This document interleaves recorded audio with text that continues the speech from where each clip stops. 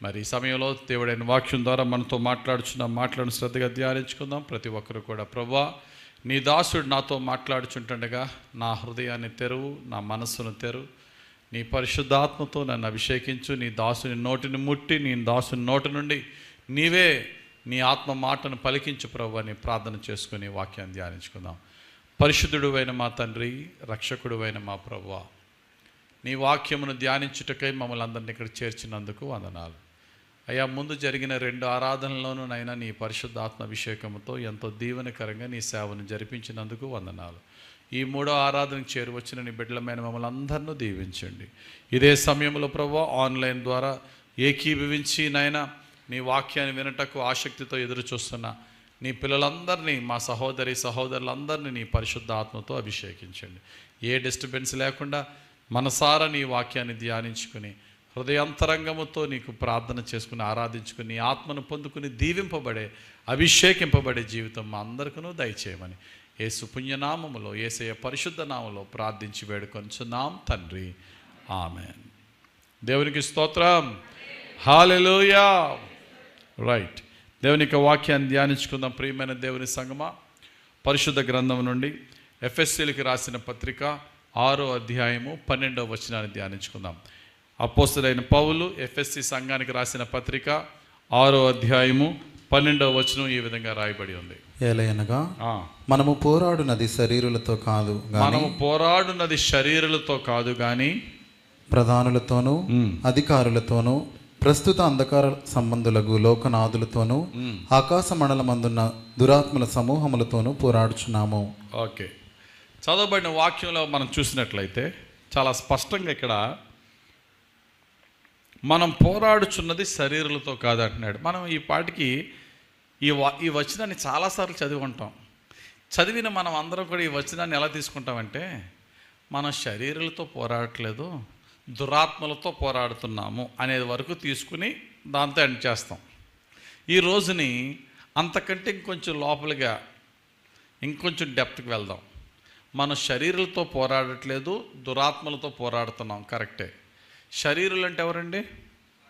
శరీరం కలిగిన వారు మనుషులు. మన పోరాటం మనుషులతో కాదు, దురాత్మలతో అన్నాడు. దురాత్మలతో అంటే ఎవరా దురాత్మలు అనేది మనం చూడాలి. అంటే ఈ వచనాల్లో కొన్ని పేర్లు ఉన్నాయి, ఆ పేర్లు మనం ధ్యానించుకుందాం జాగ్రత్తగా. ఏలయనగా మనం పోరాడినది శరీరులతో కాదు కానీ, నెంబర్ 1 మొట్టమొదటిగా ఎవరండి? ప్రధానులతో. రెండోది ఎవరండి? అధికారులతో. ఎవరి ప్రధానులు, ఎవరి అధికారులు? మన పోరాటం ఎవరితోట? ప్రధానులు అంటే చెప్పండి. ప్రధానులు అంటే ఎవరు? ముఖ్యమైన వాళ్ళు అంటే ఎవరు? దేశానికి ఓ ప్రధానమంత్రి, భారతదేశానికి ఓ ప్రధానమంత్రి, అమెరికా దేశానికి ఓ ప్రెసిడెంటు. అలా కాదా ప్రధానులు అంటే? పోనీ ప్రధానులు పక్కన పెట్టండి. అధికారులు ఎవరు అధికారులు అంటే? ప్రధానమంత్రులా? ఈ పాటికి ఎన్నిసార్లు చదివి ఉంటారు ఈ వాక్యాన్ని? ఎప్పుడన్నా ఈ ప్రధానులు ఎవరు, అధికారులు ఎవరు ఎప్పుడైనా యోచించారా? ఎవరు ఈ అధికారులు? ప్రధానులు అంటే రాజకీయ నాయకులు, అధికారులు అంటే గవర్నమెంట్ బ్యూరోక్రాట్స్, మనకి తెలిసిన భాషలో. ఈరోజు అందులో డీప్కి వెళ్ళి అసలు ప్రధానులు ఎవరు, అధికారులు ఎవరు చూద్దాం. 4 ఉన్నారు ఇక్కడ. ఒకరు మన పోరాటం అంతా ప్రధానులతోనూ, 2 అధికారులతోనూ, 3 ప్రస్తుత అంధకార సంబంధులకు లోకనాథులతోనూ, రూలర్స్ లోకనాథులతోనూ, 3 ఆకాశ మండలమందున్న దురాత్మల సమూహములతోనూ పోరాడుచున్నాం. ఎన్నైనాయండి? 4 అయినాయి. మొట్టమొదటిది ప్రధానులు, రెండవది అధికారులు, మూడవది లోకనాథులు, 4వది దురాత్మ సమూహాలు. ఈ 4 ఎవరో చూద్దాం. మొట్టమొదటి ఎవరండి? ప్రధానులు. మనకి తెలిసిన ప్రధానులు ఒకలే. ఎవరాల్లో? నరేంద్ర మోడీ గారు మన దేశ ప్రధాని, అమెరికాకి డొనాల్డ్ ట్రంప్ గారు కదా, ఇస్రాయేల్కి బెంజమిన్ నెతన్యాహు, వీళ్ళు ఫేమస్ కాబట్టి వెళ్ళే. కానీ 2 రకాల ప్రపంచాలు ఉన్నాయి. ఒకటి ఫిజికల్ వరల్డ్, 2 స్పిరిచువల్ వరల్డ్. భౌతికంగా శరీరపరమైనటువంటి ప్రపంచం మన కంటికి కనబడేది. 2 ఆత్మ సంబంధమైన ప్రపంచం మన కంటికి కనబడింది.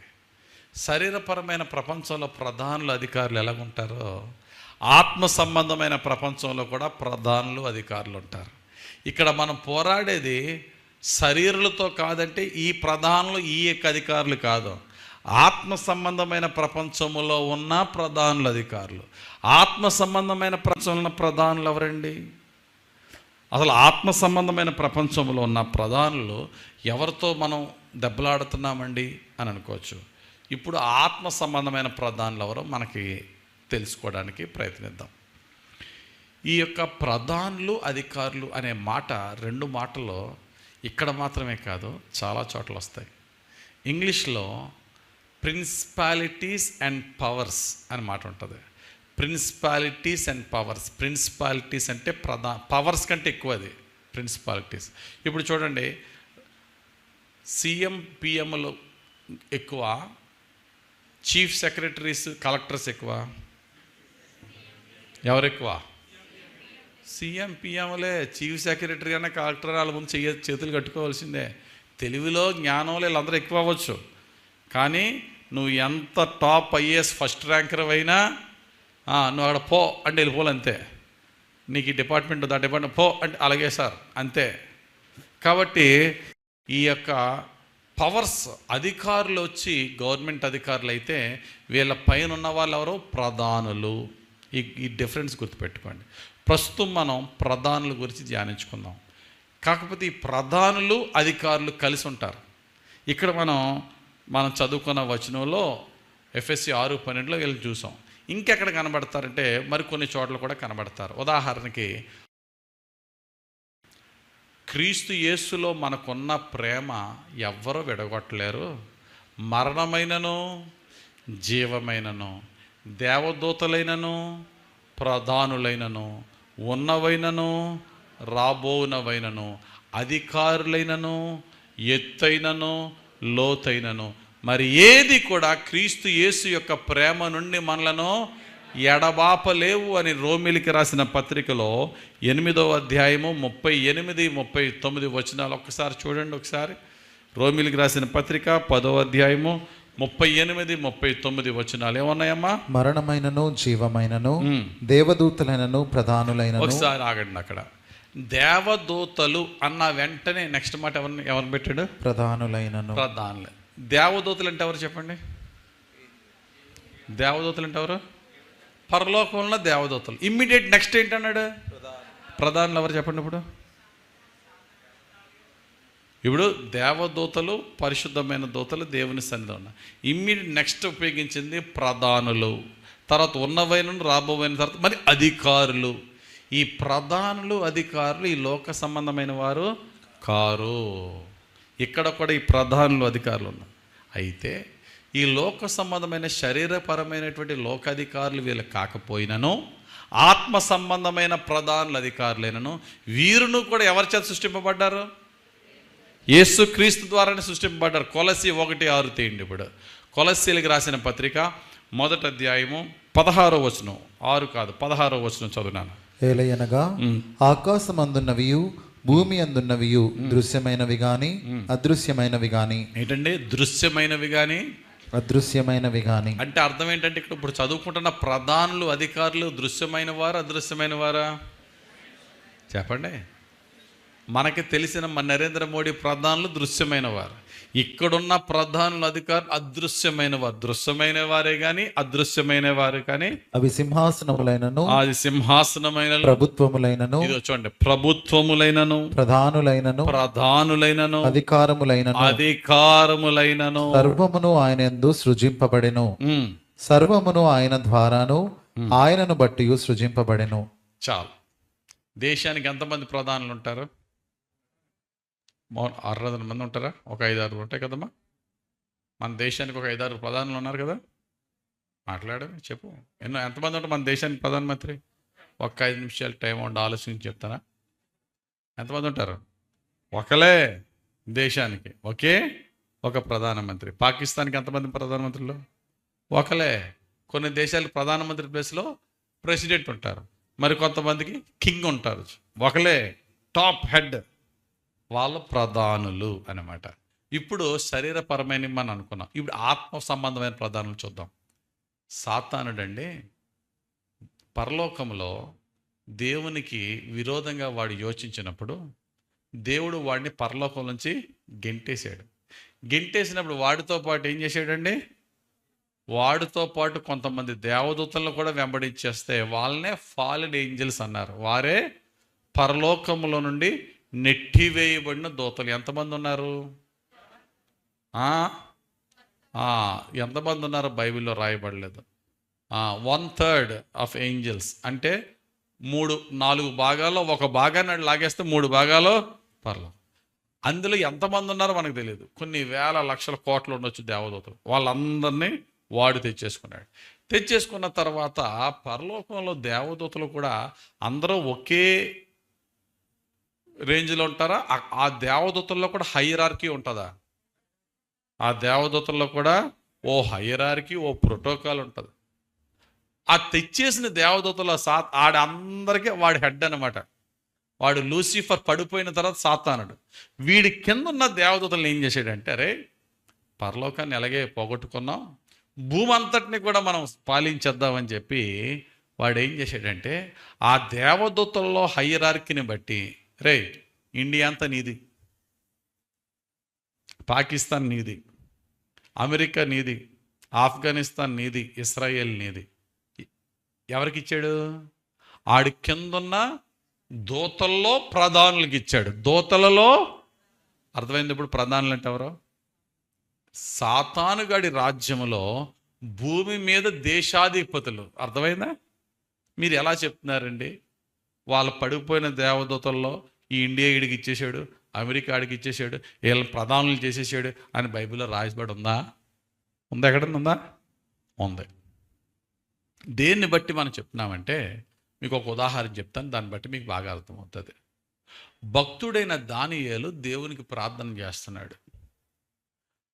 బైబిల్లో ఒక మాట ఉంటుంది, నీతిమంతుని ప్రార్థన మనఃపూర్వకమైనదై బహుబలము గలదై ఉండును. హెవెన్ దిగి వస్తుంది అంతే నీతిమంతుడు ప్రార్థన చేసాడంటే. కానీ ఇక్కడ హెవెన్ దిగట్లేదు. దానియేలు నీతిమంతుడే కాదా? అసలు ఎక్కడ కూడా మచ్చ చూపించలేని నిందారహితుడు, యథార్థవంతుడు, నిష్కలంకుడు, దేవునికి బహుప్రియుడు. ప్రార్థన చేస్తున్నాడు, ప్రభువా నాకు తెలుపు ప్రభువా. ఏంటి ప్రభువా? తెలుపు ప్రభువా. 1 రోజు అయింది, నో ఆన్సర్. 2 రోజులైంది, నో ఆన్సర్. 3 రోజులైంది, నో ఆన్సర్. 10 రోజులైంది, దేవుని దగ్గర ఏ ఆన్సర్ లేదు. ఎన్ని రోజులు అయిపోయింది చివరికి? 21 days. అందుకనే డానియల్స్ 21 days ఫాస్టింగ్ ప్రేయర్స్ అంటారు కదా. 21 రోజులు, 3 వారాలు అయింది. 3 వారాల తర్వాత అప్పుడు వచ్చాడు messenger Angel, chief messenger Angel. పరలోకం నుండి భూలోకానికి వార్తలు తెచ్చే వారిలో ప్రధానుడైనటువంటి గాబ్రియేల్ వచ్చాడు. మొత్తానికి 21వ రోజు నీ ప్రత్యక్షమయ్యి దేవుని దూత గాబ్రియేలు దైవ సేవకుడైనటువంటి దానియేలుతో అంటాడు, దానియేలు నువ్వు బహుప్రియుడు అయ్యా. నువ్వు ప్రార్థన చేసినప్పుడు మనం ఏమనుకుంటాం తెలుసా? ప్రార్థన చేసినప్పుడు ఇంకా జవాబు రాకపోతే దేవుడు నా ప్రార్థన వినట్లేదేమో, నా పాపాలు అడ్డొచ్చేస్తున్నాయేమో, వెళ్ళట్లేదేమో దేవుని దగ్గరికి నా ప్రార్థన. కానీ ఏంజెల్ చెప్తున్నాడు, the day you started praying, నువ్వు ప్రార్థన ప్రారంభించిన రోజునే నీ ప్రార్థన చేరిపోయినాయా. నీ ప్రార్థన పరలోకానికి చేరిపోయింది. పరలోకం నుంచి ఆ రోజే నేను బయలుదేరిపోయాను కూడా. పరలోకం నుంచి ఆ రోజే బయలుదేరిపోయాను. కానీ నీ దగ్గరికి రావడానికి 21 రోజులు పట్టింది. వాస్తవానికి ఇప్పుడు పరలోకం నుంచి దేవదూత బయలుదేరాడు నీ దగ్గరికి, నా దగ్గరికి రాయడానికి ఎన్ని రోజుల్లో రాగలడు ఆయన? ఎన్ని రోజులు రాగలడు? ఏంజిల్ మేనిఫెస్టేషన్, ఏంజిల్ పరలోకం నుంచి భూమి మీద రావాలంటే ఒక 5-6 రోజులు, 6 రోజులు పడదా? ఇక్కడ 3 వారాలు పట్టింది అట. మరి ఇక్కడ 3 వారాలు పట్టింది. ఇప్పుడు రావాలంటే ఒక 2 days, ఫ్రాక్షన్ ఆఫ్ సెకండ్స్లో వస్తాడు. ఎందుకని? అప్పుడు ఎందుకు రాలేకపోయాడు, ఇప్పుడు ఎందుకు వస్తున్నాడు చెప్తాను. అప్పుడు ఎందుకు రాలేకపోయాడు, ఇప్పుడు ఎందుకు వస్తున్నాడు చెప్తాను. దానియేలుతో అంటున్నాడు గాబ్రియేలుతోత, నువ్వు ప్రార్థించినప్పుడే బయలుదేరిపోయింది దానియేలు, కానీ సాతాను గడ్డ నన్ను ఆపేసాడు 21 రోజులు అన్నాడు అనలేదా? అనలే. ఎవడు ఆపేసాడట? తీయండి ఒకసారి. ఇప్పుడు దానియేలు గ్రంథం 10వ అధ్యాయం 13వ వచనం చూడండి ఒకసారి. దానియేలు గ్రంథం 10వ అధ్యాయం 13వ వచనంలో ఈ మాట ఈ విధంగా రాయబడింది. పారసీకుల రాజ్యాధిపతి 21 దినములు నన్ను ఎదిరించెను. చాలండి, ఆపేసేయండి. నన్ను రాకుండా ఈ పారసీకుల దేశపు అధిపతి నన్ను ఏం చేశాడు? 21 days ఆపేశాడు. ఒక కంట్రీలోకి ఎంటర్ అవ్వాలంటే చెక్ పోస్ట్ దాటాల, ఇమ్మిగ్రేషన్ దాటాల. ఆ చెక్ పోస్టులు ఇమ్మిగ్రేషన్ దాటపోతే పని జరగదు. ఆ ఇమ్మిగ్రేషన్ డిపార్ట్మెంట్ ఏం చేస్తుంది? నీ పాస్పోర్ట్ చూస్తుంది, నీ వీసా చూస్తుంది, అంతేనా? ఇవన్నీ చూసి వాళ్ళ దయ చూపితే లోపలికి వెళ్తాం, లేకపోతే కరెక్ట్గా నేను పారసీక దేశంలోకి ఎంటర్ అయ్యేటప్పటికి ఈ పారసీక దేశపు యొక్క ఎవరో అధిపతి నన్ను ఆపేశాడు. అరే నన్ను పంపించరా బాబు అని ఎంత ట్రై చేసినా వాడు నన్ను పంపించలేదు. చివరికి నాకు సహాయానికి ఎవరు వచ్చారు? మిఖాయేలు దేవదూత వచ్చి నా పక్షంగా నిలబడగా వాడు చచ్చినట్టు దారిచ్చాడు. అప్పుడు 21 రోజుల తర్వాత నీ దగ్గరికి వచ్చాను. ఇప్పుడు నా ప్రశ్న, మిమ్మల్ని అడుగుతున్న నా ప్రశ్న ఏంటంటే, డొనాల్డ్ ట్రంప్ దేవుని దూతని అమెరికాలో అడుగు పెట్టకుండా ఆఫ్ చేయగలడా? నరేంద్ర మోడీ దేవుని దూతని భారతదేశంలో అడుగు పెట్టకుండా ఆఫ్ చేయగలడా? కొన్ని అందరికంటే అన్ని దేశాల అధికారులు పరమ దుర్మార్గుడు కిమ్ అనేవాడు, నార్త్ కొరియా వాడు, దేవుని దూతని ఎంటర్ చేయకుండా ఆఫ్ చేయగలడా? దేవుని దూత ఎంత పవర్ఫుల్లో చెప్తాను చూడండి. రాజని హిజ్కియా కాలంలో యెరూషలేము యోధా రాజ్యాన్ని సర్వనాశనం చేయడానికి ఇసకేత్తేర్ కిందకి రాలపడని అంత జనాంగంతో అషేరీలు వచ్చేసారు. అప్పటికే నార్త్ ఇజ్రాయిల్ అంతటిని కూడా నాశనం చేసేసాడు. అషేరీల సైన్యం వచ్చేసి చుట్టుముట్టేశారు. రాజైన హిజ్కియా దిక్కులేని స్థితిలో ఉన్నాడు. భక్తుడైనటువంటి యెషయా చెప్పాడు, ఏం పర్లేదయ్యా, నీదే విజయం అన్నాడు. ఏం పర్లేదు, దేవుడు నీకు జయమిస్తాడు అన్నాడు. ఎలా జయమిస్తాడు? ఎలాగా ఏంటి ఎవరికి అర్థం కాలేదు. ఆ రాత్రి కాడ దేవుడు ఏం చేశాడు? ఒక దూతను పంపాడు. ఆ దూత మొత్తం యుద్ధం చేసేసాడట. కొడితే ఎంతమంది చచ్చిపోయారు? ఏమ్మా 1,85,000 ఒక దూత చంపేసాడట. ఒక్క దూత 1,85,000 మందిని హతమార్చేటట. ఉదయం లేచేటప్పటికి 1,85,000 డెడ్ బాడీస్ అంటే మాటలా?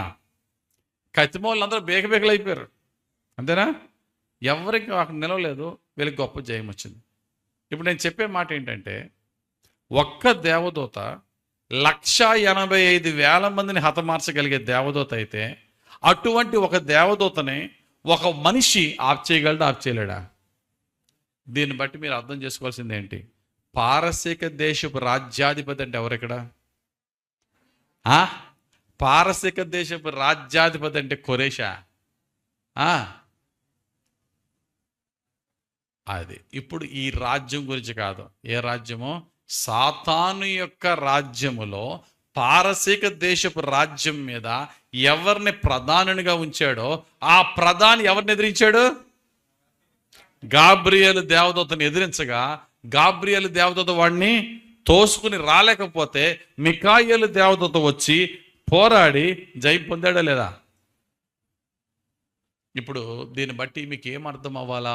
ప్రిన్సిపాలిటీస్ అని ఇంగ్లీష్ మాటకి తెలుగులో ఏమన్నాడు? ప్రధానులు. అంటే దీన్ని బట్టి ప్రతి దేశం మీదకి సాతాను యొక్క కింగ్డమ్లో ఎవరుంటారు? వన్ ప్రిన్సిపాలిటీ, ప్రధాని. ఆ దేశ ప్రధానట ఎదిరించాడట. అయితే గుడ్ న్యూస్ ఏంటో తెలుసా? సాతానుడు ఈ భూలోకాన్ని, భూమి పైన సాతాను పేరులో ఒక పేరేంటి? వాయుమండల అధిపతి అట. ఏం పేరు? వాయుమండల అధిపతి. వాడి యొక్క దురాత్మల సమూహం భూమి పైన వాయుమండలాన్ని, పై ఆకాశాన్ని కమ్మేసినాయి. మరి దేవదూతలు ఎక్కడ ఉంటారు? వాటి కంటే పై ఆకాశంలో ఉంటారు. ఇప్పుడు యేసుప్రభు యోదయ నుంచి యోదయ నుంచి గలిలయ, గలిలయ నుంచి యోదయకి వెళ్తూ ఉండేవాడు. ఎందుకంటే యూదులందరూ కూడా యెరూషలేము ఉండేది ఎక్కడ? యోదయలో. యేసుప్రభు కపెర్నహూము, నజరేతు ఉండేది ఎక్కడ? గలిలయలో. యోదయ అనేది ఒక జిల్లా, గలిలయ అనేది ఒక జిల్లా. ఈ జిల్లా నుండి జిల్లాకి యేసుప్రభు రెగ్యులర్గా వెళ్తూ ఉండేవాడు. మధ్యలో ఏముంది? సమరయ. ఈ సమరయలో యూదులు కాదు, యూదవేతరులు ఉండేవారు. యూదులంటే వీళ్ళకి ఇష్టం ఉండదు, వీళ్ళంటే యూదులకి ఇష్టం ఉండదు.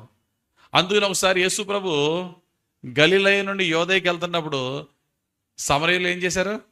ప్రాణం లేదట. అందుకని యాకోబు, యోహాన్లు ఏమన్నారు? ప్రభు నువ్వు ఆకాశ జగ్గిన కాల్చిపడేస్తానంటారు వాళ్ళు. అరే మీరు అలా చేయొద్దని చెప్పి వాళ్ళని గద్దించాడు యేసయ్య. ఎలాగైతే యోదయ నుంచి గలిలయ, గలిలయ నుంచి యోదయకి వెళ్ళాలని మధ్యలో ఏం దాటాలా? ఈ సమరయ నెల దాటాలో దేవదూతలు ఉన్నాయి. ఆ దేవదూతలు అంతా ఎక్కడుంటారు? దేవుని పరలోకంలో ఉంటారు. మనుషులు ఎక్కడ ఉంటారు? భూలోకంలో ఉంటారు. మధ్యలో ఈ వాయుమండలాధిపతి ఎవడు? సాతానుడు. ఇప్పుడు ఏంజల్ హెవెన్ నుంచి భూమికి రావాలన్నా, భూమి మీదకి వచ్చిన ఏంజల్ భూమి నుంచి హెవెన్కి వెళ్ళాలన్నా దేని దాటికెళ్ళాలా? ఈ వాయుమండలాధిపతిని దాటికెళ్ళాలా. మొత్తం దురాత్మలతో నిండిపోయిన వాళ్ళని దాటికెళ్ళాలా. ఇప్పుడు గాబ్రియల్ దాటొద్దామంటే గాబ్రియల్ ఆపేశారు. వీళ్ళు మికాయేలు వచ్చి యుద్ధం చేస్తేనే కానీ పని జరగలేదు. కానీ ఎంతవరకు అంటే క్రొత్త నిబంధన స్టార్ట్ అయ్యేంత వరకు, యేసు ప్రభు మరణ పునరుద్ధాన ఆరోహణం వరకే ఈ ఇబ్బంది. యేసు ప్రభు మరణ పునరుద్ధాన ఆరోహణం తర్వాత ఏమైంది తెలుసా? మొత్తం లైన్ క్లియర్ చేసాడు యేసయ్య. మనందరూ అనుకుంటాం యేసు ప్రభు మరణం మనల్ని పరలోకాన్ని తీసుకెళ్ళడానికి మార్గం ఏర్పరిచాడు అనుకుంటాం. కానీ ఇంకో మార్గం ఏంటి తెలుసా? మనల్ని పరలోకం తీసుకెళ్లే మార్గం కంటే ముందు పరలోకంలో దేవదూతలు భూమి మీదకి రావడానికి మార్గం ఏర్పరిచాడు దేవుడు. ఎవర్రా ఈ దేవదూతలు అంటే ఏమన్నాడండి? హెబ్రీయులకు రాసిన పత్రిక 1వ అధ్యాయము 14వ వచనం, 13, 14వ వచనంలో దేవుడైన యెహోవా దేవదూతల గురించి చెప్పిన మాట చదవండి ఒకసారి.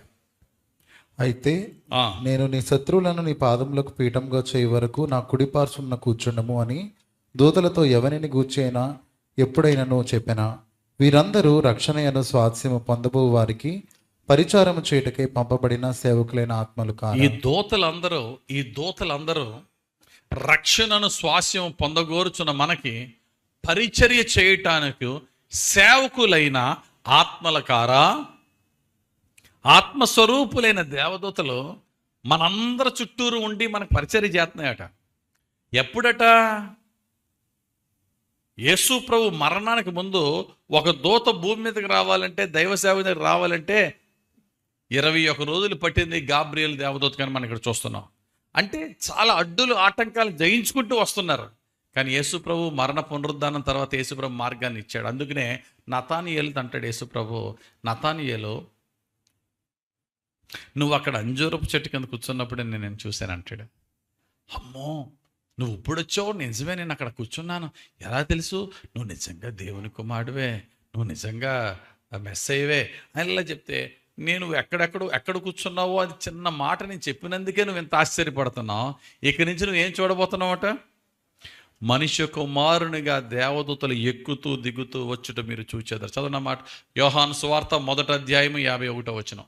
యోహాను సువార్త 1వ అధ్యాయం 51వ వచనం. మరియు ఆయన, మీరు ఆకాశము తెరవబడుటయు దేవుని దూతలు మనుష్య కుమారుని పైగా ఎక్కుటయును దిగుటయును చూతురని మీతో నిశ్చయముగా చెప్పుచున్నాను. ఇప్పుడు చెప్పండి, ఆకాశం ఏమైంది? యేసు ప్రభు యొక్క మరణ పునరుద్ధాన ఆరోహణం ద్వారా ఆకాశం ఏమైంది? హెవెన్ ఏమైంది? తెరవబడింది. ఇప్పుడు హెవెన్ నుండి దేవదూతలు ఏమవుతున్నారు? మనుష్య కుమారుని మీద కంటే మనుష్య కుమారుడు ఒక మార్గాన్ని వేసేసాడు. ఈ 7 వల్ల ఎక్కుతున్నారు, దిగుతున్నారు, ఫుల్ ఫ్లో. కావలసినంత మంది దేవదూతలు మనకు పరిచయం చేయడానికి వస్తున్నారు. ఇప్పుడు నా ప్రశ్న, మరి గాబ్రియేలు దూత దానియేలు దగ్గర రావడానికి 21 రోజులు పట్టింది కదా, అడ్డుకున్నారు కదా ఈ ప్రధానులు, అధికారులు. మరి ఇప్పుడు దేవదూతలు వస్తున్నప్పుడు, దేవుని పరలోకం నుండి దేవదూతలు వస్తున్నప్పుడు ఈ ప్రధానులు, అధికారులైన దేవదూతలు ఉన్నారా లేరా? అడ్డుకుంటున్నారా అడ్డుకోవట్లేదా? చెప్పండి. ఆ? ఇప్పుడు యేసు ప్రభు తర్వాతే కదా పౌలు గారు రాశారు, మనం పోరాడుతున్నది శరీరులతో ప్రధానులతో అధికారులతో మనం పోరాడుతున్నామని రాశాడా? మనం వాళ్ళతో పోరాడుతున్నామంటే వాళ్ళు ఉన్నట్ట లేనట్ట చెప్పండి? ఉన్నట్టు. మరి దానియేలు టైంలో వారు ఉన్నారు, దానియేలు దగ్గరికి దేవదూతను రాకుండా వాళ్ళు ఆప్ చేశారు. మరి ఇప్పుడు ఉన్నారా? వాళ్ళు ఉన్నారా? ప్రధానులు అధికారులు దురాత్మ సమూహం ఉందా? ఉంది. మరి ఇప్పుడు ఆప్ చేయట్లేదా? ఎందుకని? దేవుడు ఏర్పరిచాడు మార్గం. ఎలా ఏర్పరిచాడు చెప్పండి? అప్పుడు ఉన్నారు, ఇప్పుడు ఉన్నారు. శిలువలో మరణం జయించిన తర్వాత, సాతాను తల చెదగొట్టిన తర్వాత ప్రధానులందరూ అధికారులు వెళ్ళిపోయారా? దారిలోకి అడ్డు రాకుండా పోయారా? బైబిల్లో చక్కటి మాట ఉంటుంది. బైబిల్లో చక్కటి మాట ఉంటుంది. యేసు ప్రభు మరణ పునరుద్ధాన ఆరోహణలో జరిగిన కార్యం ఏంటంటే, సాతాన్ని పోగొట్టలేదు. ప్రధానులు అధికారులు అలాగే ఉన్నారు, టెరిటోరియల్ స్పిరిట్స్ అలాగే ఉన్నాయి. సాతాను దూతలు దేవుని దూతలను అడ్డగించే ప్రయత్నంలో ఉన్నారు, దేవుని బిడ్డల్ని ఇబ్బంది పరిచే ప్రయత్నం ఉన్నారు. కానీ దేవుడు వారిని నిరాయుధులుగా మార్చెను అనే మాట ఉంటుంది. చాలా పవర్ఫుల్ వర్డ్ అది. చదవండి ఒకసారి. కొలస్సీలకు రాసిన పత్రిక 2వ అధ్యాయం 15వ వచనం. కొలస్సీలకు రాసిన పత్రిక 2వ అధ్యాయము 15వ వచనం. ఆయనతో కూడా మిమ్మును జీవింపచేసెను. ఆయన ప్రధానులను అధికారులను నిరాయుధులనుగా చేసి. ఆయన ఇక్కడ చూడండి, ఆ రెండు మాటలు కనబడుతున్నాయా? ప్రధానులు అధికారులు. ఇక్కడ ఎక్కడంటే మీరు ప్రధానులు అధికారులు అంటే దయచేసి ప్రైమ్ మినిస్టర్లు చీఫ్ మినిస్టర్ల దగ్గరికి వెళ్ళొద్దు. ఆయన ప్రధానులను అధికారులను నిరాయుధులుగా చేసి సిలువ చేత జయోత్సవముతో వారిని పట్టి తెచ్చి బాహాటముగా వేడుకకు కనుపరచెను. చాలు. ఇక్కడ మీరు ఆ లిటరల్ గా ఆ వర్డ్ ఒకటి తీసుకోండి. ఈ ప్రధానులు అధికారులు అంటే సాతాను యొక్క అధికారం క్రింద ఉన్న చీఫ్స్ అనమాట, చీఫ్ రూలర్స్. ఈ రూలర్స్ ని దేవుడు ఏం చేశాడట? నిరాయుధులుగా చేశాను. ఇప్పుడు చెప్పండి, నిరాయుధులు అంటే ఏంటి? నిరాయుధము. ఆయుధం అంటే ఏంటండి? ఎనీ సోల్జర్, ఎనీ ఫైటర్, ఎవడన్నా సరే, ఏ యుద్ధ వీరుడన్నా సరే, వాడు స్ట్రాంగ్ అండి, వీడు పవర్ఫుల్ అండి. ఎప్పుడు without weapon no soldier is powerful. ఇప్పుడు ఉదాహరణకి మైక్ టైసన్ ఉన్నాడు అనుకోండి, బలవంతుడే కాదా? మనల్ని గుద్దుకు చంపేస్తాడు వాడు. వాడు మహాబలవంతుడు. మనలో ఎవరో ఆడితే దెబ్బలాడలే. వాడు నిన్ను నన్ను చంపేయడానికి వచ్చేస్తున్నాడు ఇలాగా. వాడు రెండు చేతులు చాలు, ఒక చెయ్యి చాలు, గుద్దుకు చంపేస్తాడు వాడు. మనల్ని చంపేయడానికి వచ్చేస్తున్నాడు వాడు. మనకి ఆడి దగ్గర మనం ఆడుతో దెబ్బలాడేంత బలం లేదు, కానీ సింపుల్గా మన చేతిలో రివాల్వర్ ఉంది. ఏమా? వాడి చెయ్యి అంత లేవు, కానీ మనం సింపుల్గా మన చేతిలో ఓ రివాల్వర్ ఉంది. వాడు రే చంపేస్తాను రా అంటే నువ్వు నేను రివాల్వర్తో ఇలా ఉంటాం. అయినా వస్తాడా మీదకి? దండం పెట్టి పరుగో పారిపోతాడు. కారణం ఏంటంటే ఆడి జిమ్ బాడీ బుల్లెట్ లోపలికి వెళ్ళకుండా చేస్తుందా? ఆడి కష్టపడి సంపాదించిన బాడీ అంతా క్షణంలో ఎగిరిపోద్ది. అంటే it's not how strong you are, what makes you powerful is the weapon you carry gives you power. నువ్వు ఎంత బలవంతుడు కాదో, నీకెంత శక్తి గల ఆయుధం నీ చేతిలో ఉందో దాన్ని బట్టి నువ్వు శక్తివంతుడు అవుతావు. ఇప్పుడు యేసు ప్రభు ఏం చేశాడట? ఆయన సిలువ మీద మరణించడం ద్వారా మరణపు కోరలనైనా విరిచేశాడు, సాతాను శక్తులను లయపరిచాడు. ప్రధానులు అధికారులు ఉన్నారు, కానీ వారు నిరాయుధులు. అంటే అర్థం ఏంటి? వారి దగ్గర శక్తి లేదు. వాళ్ళు రెసిస్ట్ చేయడానికి ట్రై చేస్తారు పోరాల్లో, కానీ ఎప్పుడైతే మరి పరలోకం నుంచి వచ్చే దేవదూతలేమో దే ఆర్ ఫుల్లీ పవర్ఫుల్. మరి కింద ఉన్న దురాత్మల సమూహం ఏమో వాళ్ళ పవర్ ఒకప్పుడు చాలా పవర్ఫుల్. యేసయ్య వారిని నిరాయుధులుగా మార్చాడు కాబట్టి వారు ఆటంకపరిచే శక్తి ఇప్పుడు వారికి లేదు. కాబట్టి దేవదూతల యొక్క పరిచర్య మనకి సంపూర్ణంగా జరుగుతుంది. దేవునికి స్తోత్రం కలగడం కాక. కాబట్టి మొట్టమొదటి పాయింట్ ధ్యానించుకున్నాం. ప్రధానులు అంటే ఎవరు చెప్పండి? ప్రధానులు అంటే top level of demonic rulers in this world. సాతానుడు క్రింద ఉన్న టాప్ రూలర్స్, దేశాధిపతులు అన్నమాట, దేశ ప్రధానులు స్పిరిట్ వరల్డ్లో. ఆ తర్వాత నెక్స్ట్ అధికారులు అన్నాడు. ఆ నెక్స్ట్ ఎవరండి? అధికారులు. ఒక హైరార్కీ తీసుకుందాం. అందరికన్నా టాప్ ఎవరమ్మా? అందరికన్నా టాప్ సాతానుడు. అందరికన్నా టాప్ ఎవరు? సాతానుడు. సాతాను కింద ఎవరమ్మా? ప్రిన్సిపాలిటీస్ అంటే ఎవరు? ప్రధానులు. వీళ్ళ దేశాన్ని పనిచేసుకుంటారు. వీళ్ళ కింద ఉన్నవారు అధికారులు. థర్డ్ లెవెల్ అనమాట అధికారులు. ఈ అధికారులు ఎవరు? ఇందాక మీకు చెప్పాను చూసారా, ప్రధానులు అంటే రాజకీయ నాయకులు, అధికారము గవర్నమెంట్లో ఉన్నవారు. అధికారులు అంటే ఎవరు? IAS officers. అంటే సమస్తమైన రూలింగ్ వారి చేతిలో ఉంటుంది అనమాట. ఈ అధికారులు సమస్తమైన గవర్నమెంట్స్ మీద ఆధిపత్యం కలిగిన వారు, ప్రభుత్వాల మీద అధికారం కలిగిన వారు. వీరి అధికారంతోనే ఏదన్నా చట్టాలు జరుగుతూ ఉంటాయన్నమాట. వీళ్ళు ఒక రకమైన దూతలు. వీళ్ళు ఏం చేస్తారు? ఉదాహరణకి అధికారుల గురించి మీకు తెలియాలి అంటే, యేసు ప్రభుని సాతానుడు 40 రాత్రి పగల శోధించి, యేసు ప్రభు ఉపవాస ప్రార్థనలో సాతానుతో దెబ్బలాడినప్పుడు ఒకనొక సమయంలో యేసు ప్రభుని ఒక ఎత్తైన శిఖరం మీదకి లేక కొండ మీదకి తీసుకెళ్ళి రకరకాలుగా శోధించినట్టు బైబిల్లో చూస్తున్నాం. అందులో భాగంగానే యేసు ప్రభు కట లోక అందాలన్నీ చూపించాడట, సమస్త అధికారాలన్నీ చూపించి ఏమన్నాడు సాతానుడు? ఈ అధికారములు నా చేతిలో ఉన్నాయి, నువ్వు నాకు సాగిల పడితే ఏం చేస్తాను? చదవండి అన్నమాట. లోకాసు వార్త 4:6. లోకాసు వార్త 4:6 మనం చూస్తే, ఈ అధికారం అంతయు ఈ రాజ్యముల మహిమయు నీకిత్తును, అది నాకు అప్పగింపబడి ఉన్నది, అది ఎవరికి నేను ఇయ్యగోరుదునో వానికిత్తును. చాలు. అది నాకు అప్పగింపబడి ఉన్నదనే మాట ఉందా లేదా? అంటే అవి కూడా ఆడి సొంతం కాదు. ఫర్ సమ్ టైం, కొంతకాలానికి ఈ భూమి మీద అధికారం దేవుడు ఎవరికి ఇచ్చాడు? సాతానికి ఇచ్చాడు. వాడేం చేస్తాడట?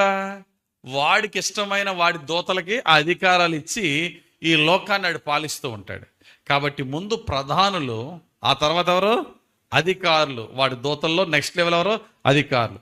ఆ తర్వాత లెవెల్ మనం చూసినట్లయితే 3వ లెవెల్ ఏమన్నాడంటే, ప్రస్తుత అంధకార సంబంధులకు లోకనాథులు.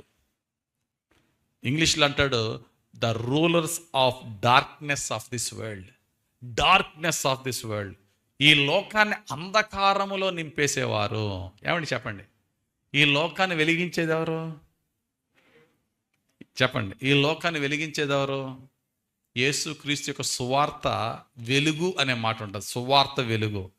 ఆ వెలుగును ప్రకాశింప చేయకుండా చేసేదే ఈ యొక్క దూతలట. ఎలా చేస్తారట వెలుగు ప్రకాశింప చేయకుండా ఉండాలంటే? ఈ యుగ సంబంధమైన దేవత అవిశ్వాసులైన వారి మనోనేత్రములకు గుడ్డితనము కలుగజేయడానికి కారణం ఏంటట? సువార్త ప్రకాశము వారిలో ప్రకాశింపకుండా లాగున. చదవండి అన్నమాట. కొరింథీయులకు రాసిన 2వ పత్రిక 4:4 చూస్తే 2 Corinthians 4:4. దేవుని స్వరూపి అయ్యున్న క్రీస్తు మహిమను కనపరచు సువార్త ప్రకాశము వారికి ప్రకాశింపకుండా నిమిత్తము ఈ యుగ సంబంధమైన దేవత అవిశ్వాసులైన వారి మనోనేత్రములకు గ్రుడ్డితనము కలుగజేసెను. అది ఈ యుగ సంబంధమైన దేవత అంటే ఎవరు? సాతానుడు. వాడికి ఈ బాధ్యత ఎవరికి అప్పగిస్తున్నాడట? ప్రస్తుత అంధకార సంబంధులకు లోకనాథులు. ఈ లోకనాథులు పని ఏంటి తెలుసా? 2 పనులు. ఒకటి, సువార్త మనుషుల హృదయంలోనికి వెళ్లకుండా వారిని చీకటి చేయడం. 2, లోకనాథులు అంటే వారిని పరలోకానుసారంగా కాకుండా లోకానుసారంగా మనుషులు మార్చేయడం. లోకానుసారమైన విగ్రహారాధన, లోకానుసారమైనటువంటి కల్ట్స్, విశ్వాసములోనే తప్పుడు మార్గాల్లోకి వెళ్ళడం, లోకానుసారమైనటువంటి న్యూ ఏజ్ రకరకాల మతాలను సృష్టించడం, లోకానుసారమైనటువంటి కరప్షన్, ఇమ్మొరాలిటీ, సమస్తమైన వైలెన్స్, ఏది వాక్యానికి విరోధమో దానికి భిన్నంగా ఈ యొక్క లోకానుసారమైన జీవితంలోనికి మనుషుల్ని ఆ చీకటి అంధకారం నడిపించడమే. ఒక మాటలో చెప్పాలంటే మనుషులను దేవునికి అవిధేయులుగా మార్చేవారు. వీళ్ళందరూ కూడా మనుషులను దేవునికి అవిధేయులుగా మార్చుట, మనుషులు దేవుని సువార్త అనే వెలుగుని పొందకుండా వారి హృదయాలను చీకటిమయం చేయుట.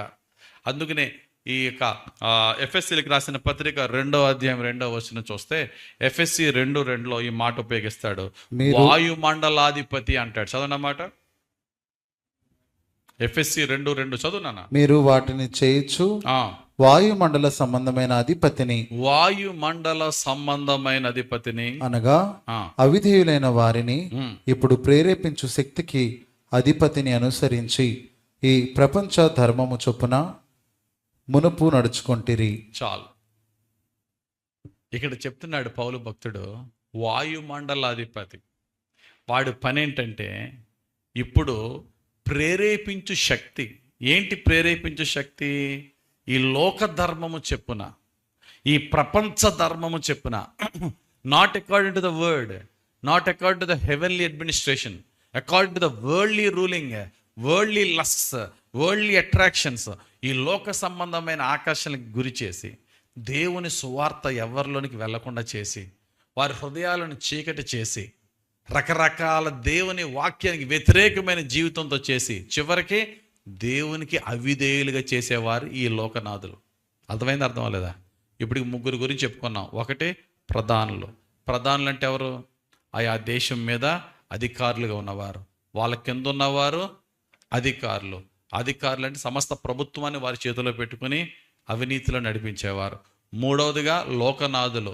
ఈ లోకనాథులు ఎవరంటే దేవుని సువార్త ప్రకాశ కాంతిని వారి చోట్ల ప్రకాశింపకుండా మనుషుల హృదయాలను కఠినపరిచి దేవునికి అవిధేయులుగా చేసేవారు. అర్థమైంది? అర్థం లేదా?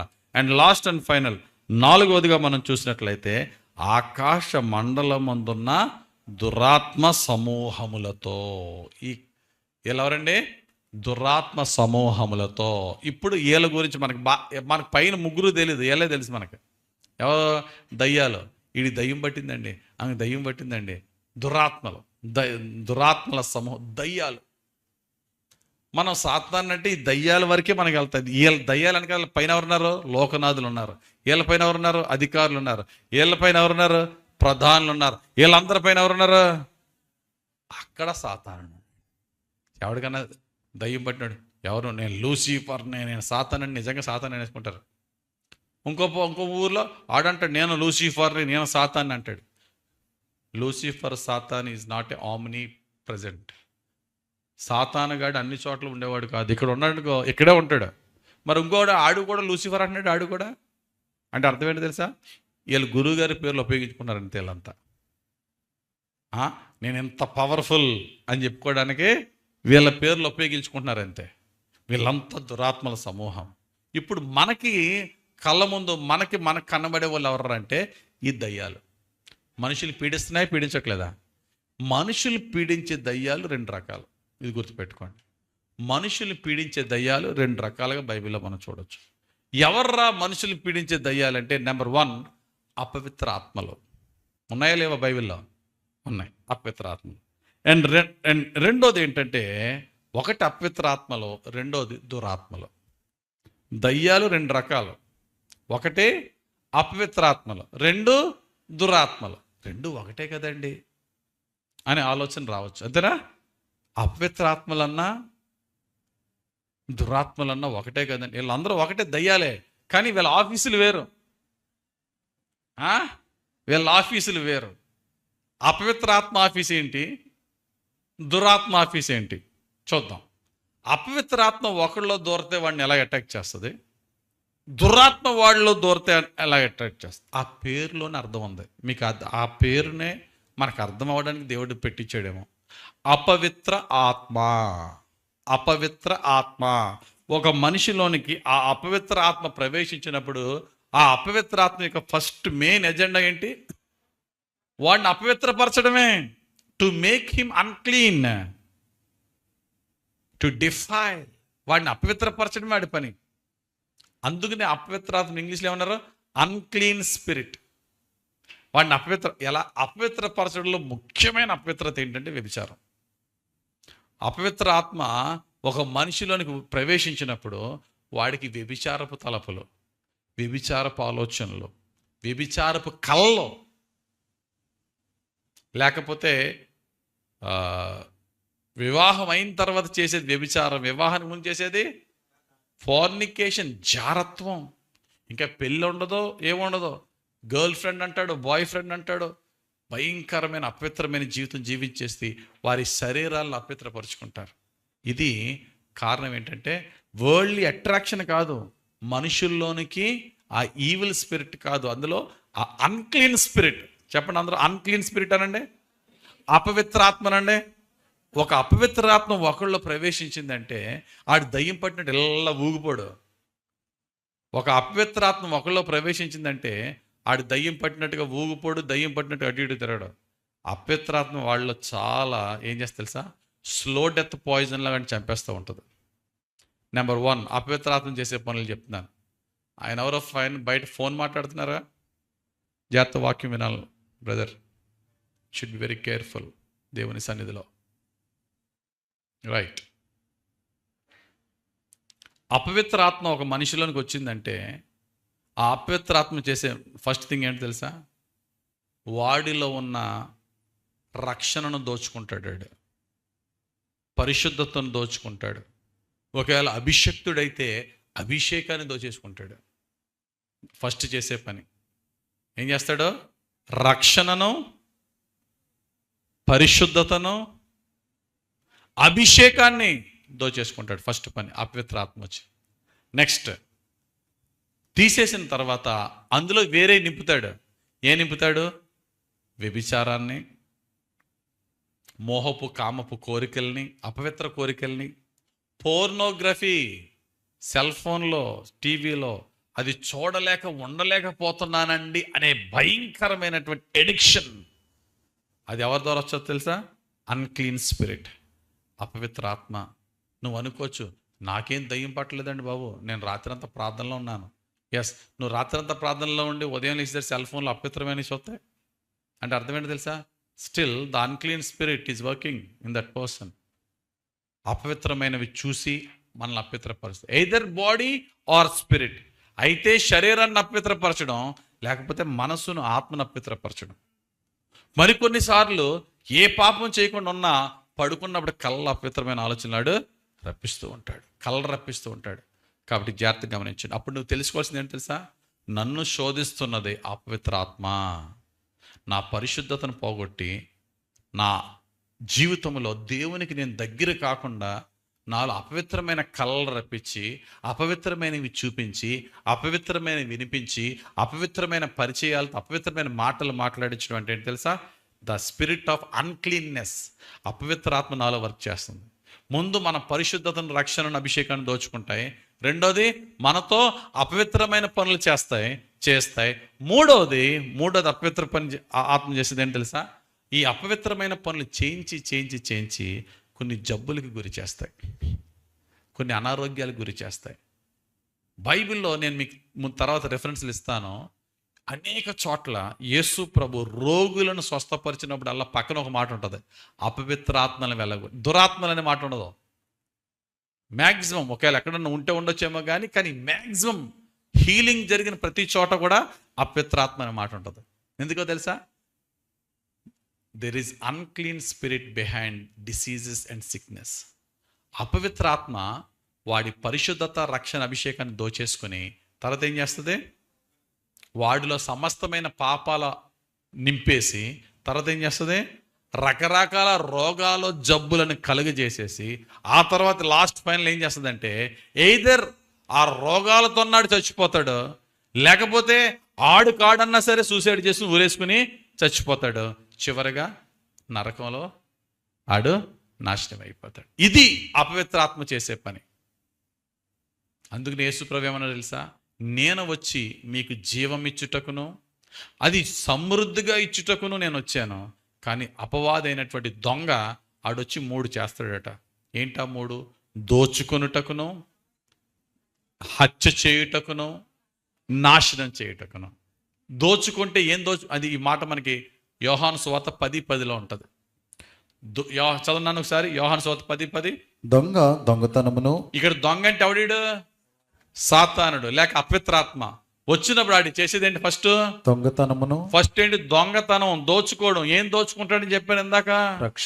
రక్షణ, అభిషేకము, పరిశుద్ధతను దోచేసుకుంటాడు. నెక్స్ట్ హత్యను హత్య అంటే ఏంటి? ఎయిదర్ జబ్బులతో చంపేస్తాడు, లేకపోతే మనల్ని మనమే చంపుకునేలా చేస్తాడు. తర్వాత నాశనమును చేయుటకు వచ్చును. చివరికి నరకంలోనికి పంపేస్తాడు. ఆడి పనే అది. ఈ పనులు అపవిత్రాత్మ చేసేది. ఇప్పుడు బైబిల్లో కొన్ని రెఫరెన్స్లు చూద్దాం. అపవిత్రాత్మ ఎవరిలో ఉండి పీడించింది? అపవిత్రాత్మతో పీడింపబడిన వారు ఎలా ప్రవర్తించారు? మనం ఒకసారి కనుక బైబిల్లో చూస్తే ఈ అపవిత్రాత్మ పీడితులు, ఉదాహరణకి యేసు ప్రభు చెప్పిన ఒక ఉపమానంలో ఒక వ్యక్తిలో ఉన్న అపవిత్రాత్మట వెళ్ళిపోయి ఎవరిలో దూరదామని ట్రై చేసి ఎక్కడా ప్లేస్ లేకుండా మరలా ఎవరిలోంచి బయటకు వచ్చానో వాడి దగ్గరికి వెళ్దామని చూసేటప్పటికి ఆడు ఇంకా ఖాళీగా ఉన్నాడు. కానీ చాలా జాగ్రత్త గమనించండి, దురాత్మతో అపవిత్రాత్మతో విడుదల పొందిన తర్వాత ఖాళీగా ఉండకూడదు, పరిశుద్ధాత్మతో నింపబడాలి. వాడు ఎప్పుడైతే ఖాళీగా ఉన్నాడో వాడికంటే చెడ్డవైన 7 సేమ్ అపవిత్రాత్మలు. అది ఇక్కడ ఆడికి మళ్ళీ మ్యాచ్ అవ్వాలి కరెక్ట్గా. ఆఫీస్ ఒకటే వాళ్ళందరిదే. చదవండి ఒకసారి పరిశుద్ధ గ్రంథం లోకాసు వార్త 11వ అధ్యాయం 26వ వచనం చదవండి. లోకాసు వార్త 11వ అధ్యాయం 26వ వచనం. వెళ్ళి తనకంటే చెడ్డమైన మరి 7 అపవిత్ర ఆత్మలను వెంటబెట్టుకొని వచ్చును. దురాత్మలను వెంట పెట్టుకోలేదు వీళ్ళు. సరైన జోడి, చక్కటి ఫ్రెండ్షిప్ ఉండాలంటే ఒకేలాంటి మిషన్ ఉండాలి, ఒకే పని వెళ్ళదు. కాబట్టి వీడికన్నా చెడ్డవైన మరి 7 అపవిత్రాత్మలు తెచ్చుకుని వచ్చాను. దానివల్ల జరిగింది ఏంటి చెప్పండి? దానివల్ల జరిగింది ఏంటి? వాడి కడపటి స్థితి మొదటి స్థితి కంటే చెడిపోయాను. ఇప్పుడు మీకు అర్థం అవ్వాలి. ఏంటి అర్థం అవ్వాలి తెలుసా? ఒక వ్యక్తిలోనికి అపవిత్రాత్మ వస్తే ఏం చేస్తుంది తెలుసా? ఆడినే చెడగొడుతుంది, ఆడికే జబ్బులు రప్పిస్తుంది, ఆడికే వ్యాధులు రప్పిస్తుంది, వాడి రక్షణే పోద్ది, చివరికి ఆడే చచ్చిపోతాడు. గెరేసిన్ దేశంలో చూడండి ఒకసారి.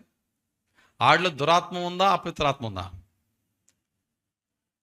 సేన అనే దయ్యాలు, దురాత్మ, అపవిత్రాత్మ. ఆడి దారంటే వచ్చే వాళ్ళందరూ రాళ్ళతో కొట్టేసేవాడా లేదా? కొట్టేసేవాడా? అన్నం కాదు, కొట్టేసాడా? దారులంటే వచ్చిన వాళ్ళందరూ రాళ్ళతో కొట్టేసేవాడా? కాదు. ఏం చేసేవాడు? తనను తాను కొట్టుకునేవాడు, రక్తాలు వచ్చేసేలా కొట్టుకునేవాడు. వాడిని కంట్రోల్ చేద్దామని చైన్స్తో బంధిస్తే చైన్స్ని కూడా ముక్కలు చేసేసేవాడు. చేసేసి బంధించే వాళ్ళు కొట్టేసేవాడా? కాదు, వాడికి వాడే కొట్టుకున్నాడు. అందుకని అపవిత్రాత్మ చేసే పని ఏంటి చెప్పండి? అన్క్లీన్ స్పిరిట్ ఏం చేస్తుందో తెలుసా? ఎవడిలో దూరుతుందో ఆడినే నాశనం చేస్తుంది, వాడికి వాడే కొట్టుకునేలా చేస్తాడు. చూద్దాం ఒకసారి. మార్కు సువార్త 5వ అధ్యాయము 2వ వచనం నుంచి ఉంటుంది. 5వ వచనం చదువు ఒకసారి. మార్కు సువార్త 5:5.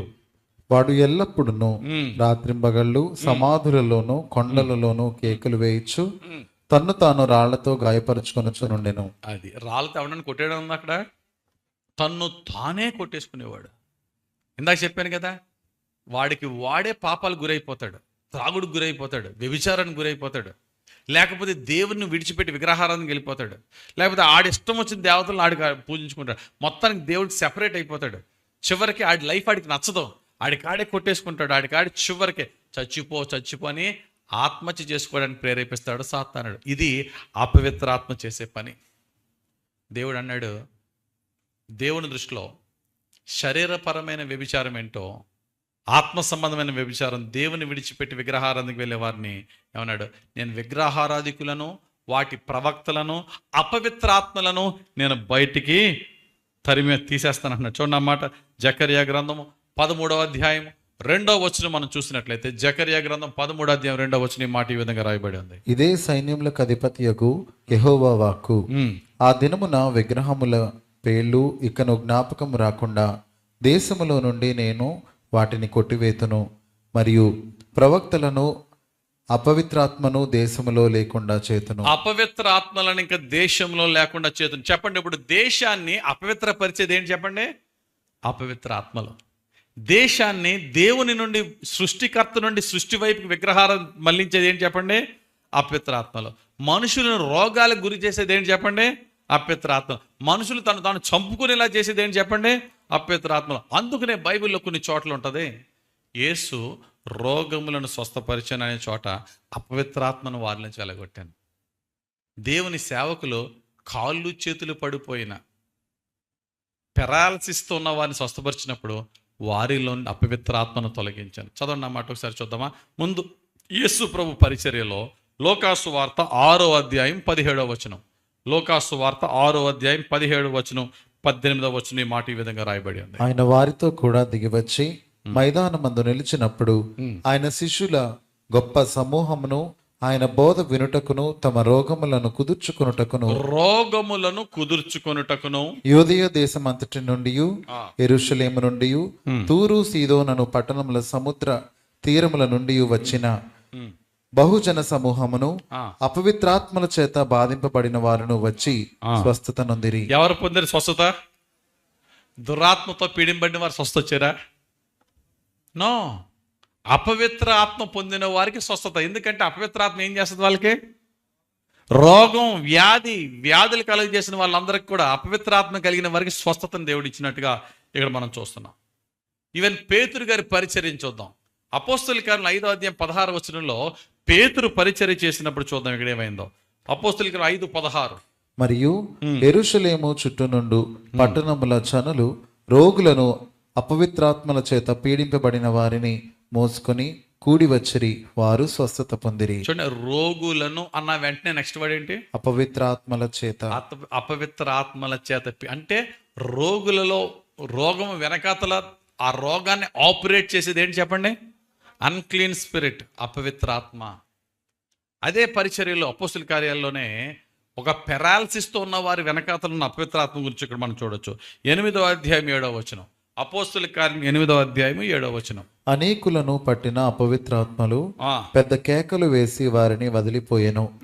పక్షవాయువు గలవారును కుంటివారును అనేకులు స్వస్థత నొందిరి. చదవబడిన వాక్యంలో మనం చూస్తే అపవిత్ర ఆత్మ వెళ్ళిపోయిన తర్వాత పక్షవాయువు కలిగిన వారికి ఏమొచ్చింది? కనుక ఈసారి మన ప్రార్థన ఈసారి ఎలా ఉండాలి తెలుసా? రోగుల కొరకు ప్రార్థన చేసినప్పుడు దేన్ని బంధించాలి చెప్పండి? గట్టిగా అపవిత్ర ఆత్మను బంధించాలి. ఎక్కడన్నా క్రొత్త ప్లేస్లోకి వెళ్ళి సేవ చేసినప్పుడు ఏం బంధించాలి చెప్పండి? దురాత్మలను, అపవిత్రాత్మలను కాదు, ప్రిన్సిపాలిటీస్ అండ్ పవర్స్. ఏంటంటే అవి ప్రధానులు, అధికారులు ఏం తీసుకుంటాయి? ఈ అపవిత్ర ఆత్మలో చాలా జాగ్రత్తగా వినండి. ఈ అపవిత్ర ఆత్మలో లేక దురాత్మలో మనుషులు శోధిస్తాయి. కానీ ప్రిన్సిపాలిటీస్ అండ్ పవర్స్ అన్నాను చూసారా? అనగా ప్రధానులు, అధికారులు ఎవరిని ఆ ఏరియాలోనికి సువార్త రాకుండా చేస్తాయి. అర్థమైందా? పారసీక దేశంలోనికి రాకుండా గాబ్రియల్ నాపిన ఈ దురాత్మల, అపవిత్రాత్మల రెండూ కాదు, ప్రధానులు. కనుక మనం when we go to any place to preach, అక్కడికి వెళ్ళినప్పుడు, వెళ్ళక ముందు, వెళ్ళిన తర్వాత, ఇప్పుడు మనం మినీ క్రూసేడ్ ఒక చోటకే పెడతాం, లేకపోతే అక్కడ సువార్త సభలు ఎక్కడ పెడతాం. ముందు మనం ప్రార్థన చేయాల్సింది ఏంటంటే ఆ ఏరియాలో ఉన్న టెరిటోరియల్ స్పిరిట్స్ అయినటువంటి ప్రిన్సిపాలిటీస్ అండ్ పవర్స్ని యేసు నామములో నాశనం అయిపోవుగా కానీ ప్రార్థన చేయాలి. దేవునికి స్తోత్రం. ఇప్పుడు మనకు అర్థమవుతుంది, క్లారిటీ వచ్చింది ఆ ప్రార్థన. దేవునికి స్తోత్రం కలుగును కాక. క్లారిటీ రావాలా. మనం ఎంత క్లారిటీ ఉంటే అంత పవర్ఫుల్గా ప్రేయర్ ఉంటుంది మనది. ఆ ఏరియాలో ఉన్న ప్రభువా, ఈ ఏరియాలో ఉన్న సాతానుగాడి ప్రధానులు ఎవరైతే ఉన్నారో, సాతాను యొక్క అధికారులు ఎవరైతే ఉన్నారో వారందరూ నిరాయుధులు కనుక వారందరిని ఇక్కడి నుంచి తరిమివే ప్రభువా, ఎందుకంటే నీ సేవకులుగా నీ నామములో మేము నిలబడ్డాం. ఆమేన్. అదే అన్నమాట. ఇప్పుడు నెక్స్ట్ ఎవరు? గట్టిగా అపవిత్రాత్మలు అయిపోయినాయి. ఇంకొకరు ఎవరు? దయ్యాల డిపార్ట్మెంట్లోనే ఇంకో డిపార్ట్మెంట్ ఎవరిదమ్మా? దురాత్మల డిపార్ట్మెంట్ చూద్దాం. ఇప్పుడు ఇందాక చెప్పాను, అపవిత్ర ఆత్మల డిపార్ట్మెంట్ పని ఏంటి చెప్పండి? పరిశుద్ధతను, అభిషేకాన్ని, రక్షణ దోచుకోవడం, రకరకాల పాపాలకి గురి చేయడం, రకరకాల వ్యాధులకి గురి చేయడం, తను తాను చంపుకునేలా చేయడం, నరకంలో పడేయడం. ఇదంతటా ఈ 5 విషయాలు మనం చూస్తే ఏం కనబడిందంటే ఆ అపవిత్రాత్మ ఆడిని మాత్రమే నాశనం చేస్తుంది. ఇప్పుడు దీనికి ఆపోజిట్ ఏంటి? దురాత్మ. దురాత్మ వచ్చి ఏం చేస్తా తెలుసా? వాడిని ఈ దురాత్మ అపవిత్రాత్మ కంటే భయంకరమైనది. ఇది ఆడిని నాశనం చేయడమే కాదు, వాడిని ప్రేరేపించి ఇతరులను హింసించేవి దురాత్మలు. వాడి బాడీని ఆధారం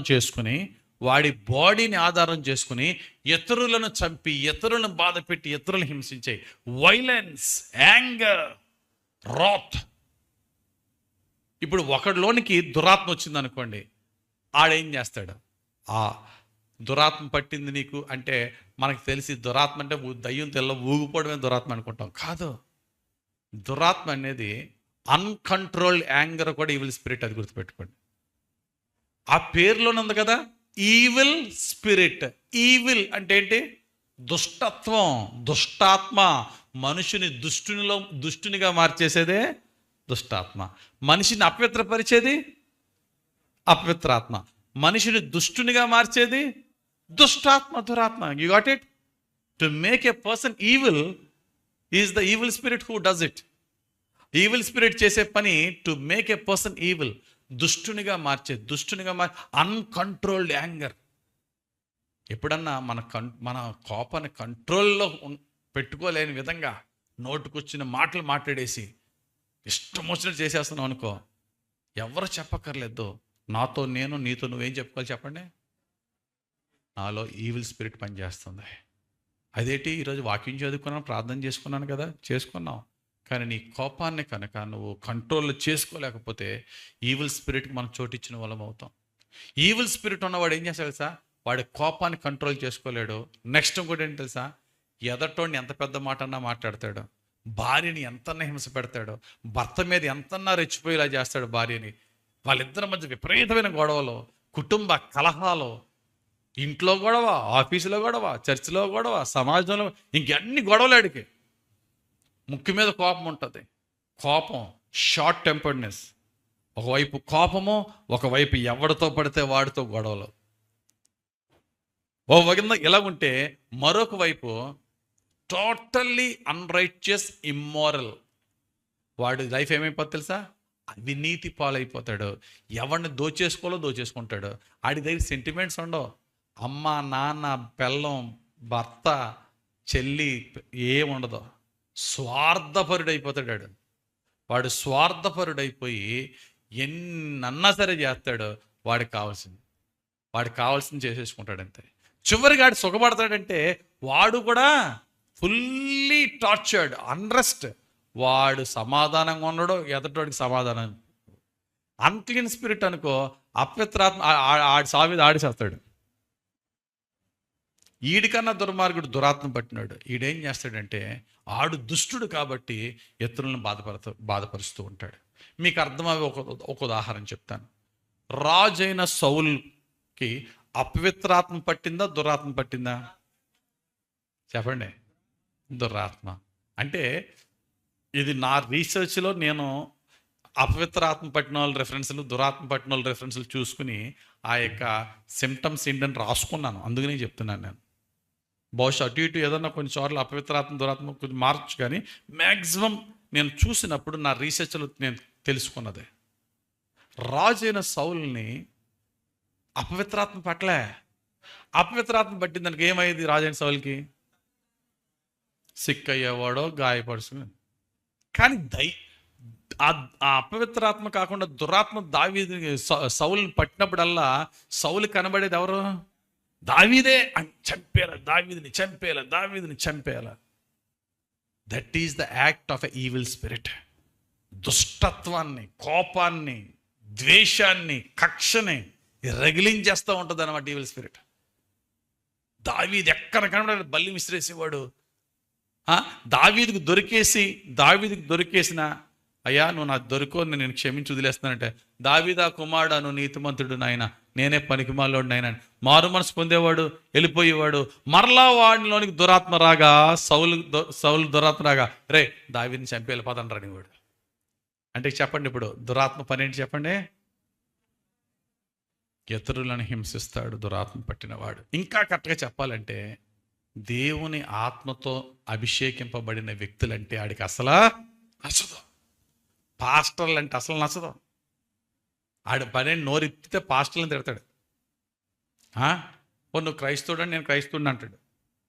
నువ్వు క్రైస్తవుడు అంటే క్రైస్తవుడు అంటాడు. ఆ పాస్టర్ ఎంత మోసగాడో తెలుసా, ఈ పాస్టర్ ఎంత మోసగాడో తెలుసా, ఆడెంత ఓకే ఫైన్, నువ్వు మాత్రం దేవదూతవు. ఎవరైనా గుర్తుపెట్టుకోండి, ఎతట వాళ్ళు నువ్వు ఎంత నీతిమంతుడు అయినా, నీలో ఏ దయ్యం లేకపోయినా, ఇతరులను నువ్వు తీర్పు తీరుస్తూ ఇతరులను నువ్వు నిందిస్తూ ఇతరులను దూషిస్తున్నావు అంటే అర్థం ఏంటంటే వాక్యానికి వ్యతిరేకంగా ఉన్నావు అనమాట. వాక్యానికి వ్యతిరేకంగా ఉన్నావు అంటే నీలో పరిశుద్ధాత్ముడు పనిచేస్తున్నట్ట లేనట్ట? పరిశుద్ధాత్మ లేనట్టు. పరిశుద్ధాత్మ లేడంటే రెండే ఉంటాయి, automatically you are in the clutches of devil. ఎప్పుడైతే ఈ దురాత్మ ఒక మనిషిలో దూరతుందో ఈ దురాత్మ ఇతరులను హింసిస్తుంది. అంతేకాదు, అంతకన్నా ముఖ్యంగా ఆత్మీయంగా ఉన్న వాళ్ళంటే వాళ్ళకి ఇష్టం ఉండదు. స్పిరిచువల్గా ప్రార్థన చేసే పిల్లమంటే అసలు ఇష్టం ఉండదు. బాగా గుడికి వెళ్ళిపోతున్న భర్త అసలు ఇష్టం ఉండదు ఈవిడికి. కొంతమంది అంటారు మా ఆవిడికి ప్రార్థన పిచ్చి పెట్టేసుకుంది అంటారు. కొంతమంది లోకానుసారమైన భార్యలు మా ఆయనకి భక్తి ఎక్కువైపోయింది, సరదాగా బయటికి తీసుకెళ్ళి అస్తమాలు చర్చి ప్రార్థన అంటున్నాడు. ఎందుకంటే ప్రార్థనా పరులకి అంటే వాళ్ళకి అసలు పడదు, దురాత్మ కలిగిన వారికి. అర్థమవుతుందా? అర్థం అవట్లేదా? వాళ్ళతో గొడవ పెట్టేసుకుంటారు, వాళ్ళని తిట్టేసుకుంటారు, వాళ్ళ గురించి బ్యాడ్ చేస్తారు అందరికీ. వాళ్ళందరికీ వీళ్ళ పని ఏంటంటే ఆత్మీయంగా ఉన్న వాళ్ళని క్యారెక్టర్ని అసాసినేట్ చేయడం వీళ్ళ పని. ఎదుటోళ్ళని ఎలా చంపేద్దామా, ఆత్మీయంగా చంపేద్దామా, మానసికంగా చంపేద్దామా, శారీరకంగా చంపేద్దామా. ఉదాహరణ, దేవుడు అనుకున్నాడు ఈ రాజైన ఆహాబు గారిని చంపేయాలని. ఎందుకంటే వాడి పాపాలు ఎక్కువైపోయినాయి. రాజైన ఆహాబుని చంపేయాల. వాడు ఒక యుద్ధానికి వెళ్తున్నాడు, రామోద్గిలాద్ యుద్ధం. రామోద్గిలాద్ మీదకి యుద్ధానికి వెళ్తున్నాడు. అయితే ఇశ్రాయేలుకి ఉన్న ఆచారం ఏంటంటే ఏ యుద్ధానికన్నా వెళ్ళే ముందు ప్రవక్తల్ని పిలిచి వెళ్ళమంటారా వద్దనాలా. ఈ ఆహాబు గారి ఆహాబు భార్య పేరు Jezebel. Most wicked king and queen in the entire Israel's history. అంత దుర్మార్గులు. ఈ ఆహాబు గారిని చంపేయాల, యుద్ధానికి పంపించి చంపేయాల. వీడిని యుద్ధానికి పంపించి చంపాలని ముందు వీడు యుద్ధానికి వెళ్ళాలి కదా. వీడికి యుద్ధానికి వెళ్ళాలంటే ప్రవక్తలందరూ వెళ్ళమనాలంటే ఏంటి అంటే దేవుని సముఖంలో ఒకడు నిలబడ్డాడట. ఎవరు? అపవిత్రాత్మ, దురాత్మ. చెప్పండి. అపవిత్రాత్మ, దురాత్మ. ఇతరులకి కీడు చేసి ఇతరుల్ని చంపేయాలంటే బాగా పనిచేసేది ఎవరు?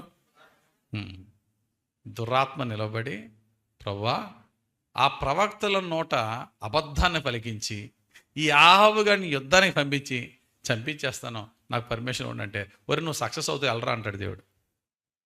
ఆడు చాలా సక్సెస్ఫుల్గా ఆ ప్రవక్తలందరూ అయ్యా మీరు యుద్ధానికి వెళ్తే విజయం మందే, మికాయా అనే ఒక నిజమైన ప్రవక్త తప్ప, యుద్ధానికి వెళ్తే విజయం మందే అని యుద్ధానికి పంపించారు.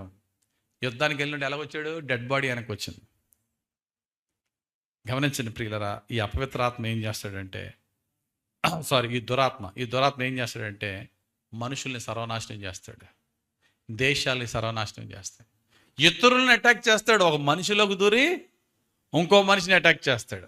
మీ అందరికీ బాగా తెలిసిన స్టోరీ. పౌలు గారి పరిచర్యలో రోగుల్ని స్వస్థపరుస్తున్నాడు, దురాత్మలను వెళ్ళగొడుతున్నాడు.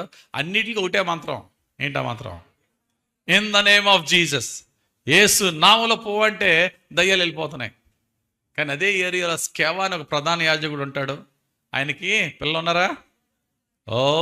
పిల్లలు ఉన్నారు. ఆ పిల్లలందరూ అనుకుంటున్నారు ఏట్రా మా నాన్నకి ఫాలోయింగ్ లేదు, మా నాన్న సీనియర్ పాస్టర్ ఇక్కడ, నిన్నకాక మొన్న వచ్చినాడు, ఇతని దగ్గరికి వెళ్ళిపోతున్నారు. అసలు ఎలాగ వెళ్తున్నారు స్టడీ చేస్తే ఒకటే యేసు నామములో పోవంటే వెళ్ళిపోతున్నాయి దయ్యాలని.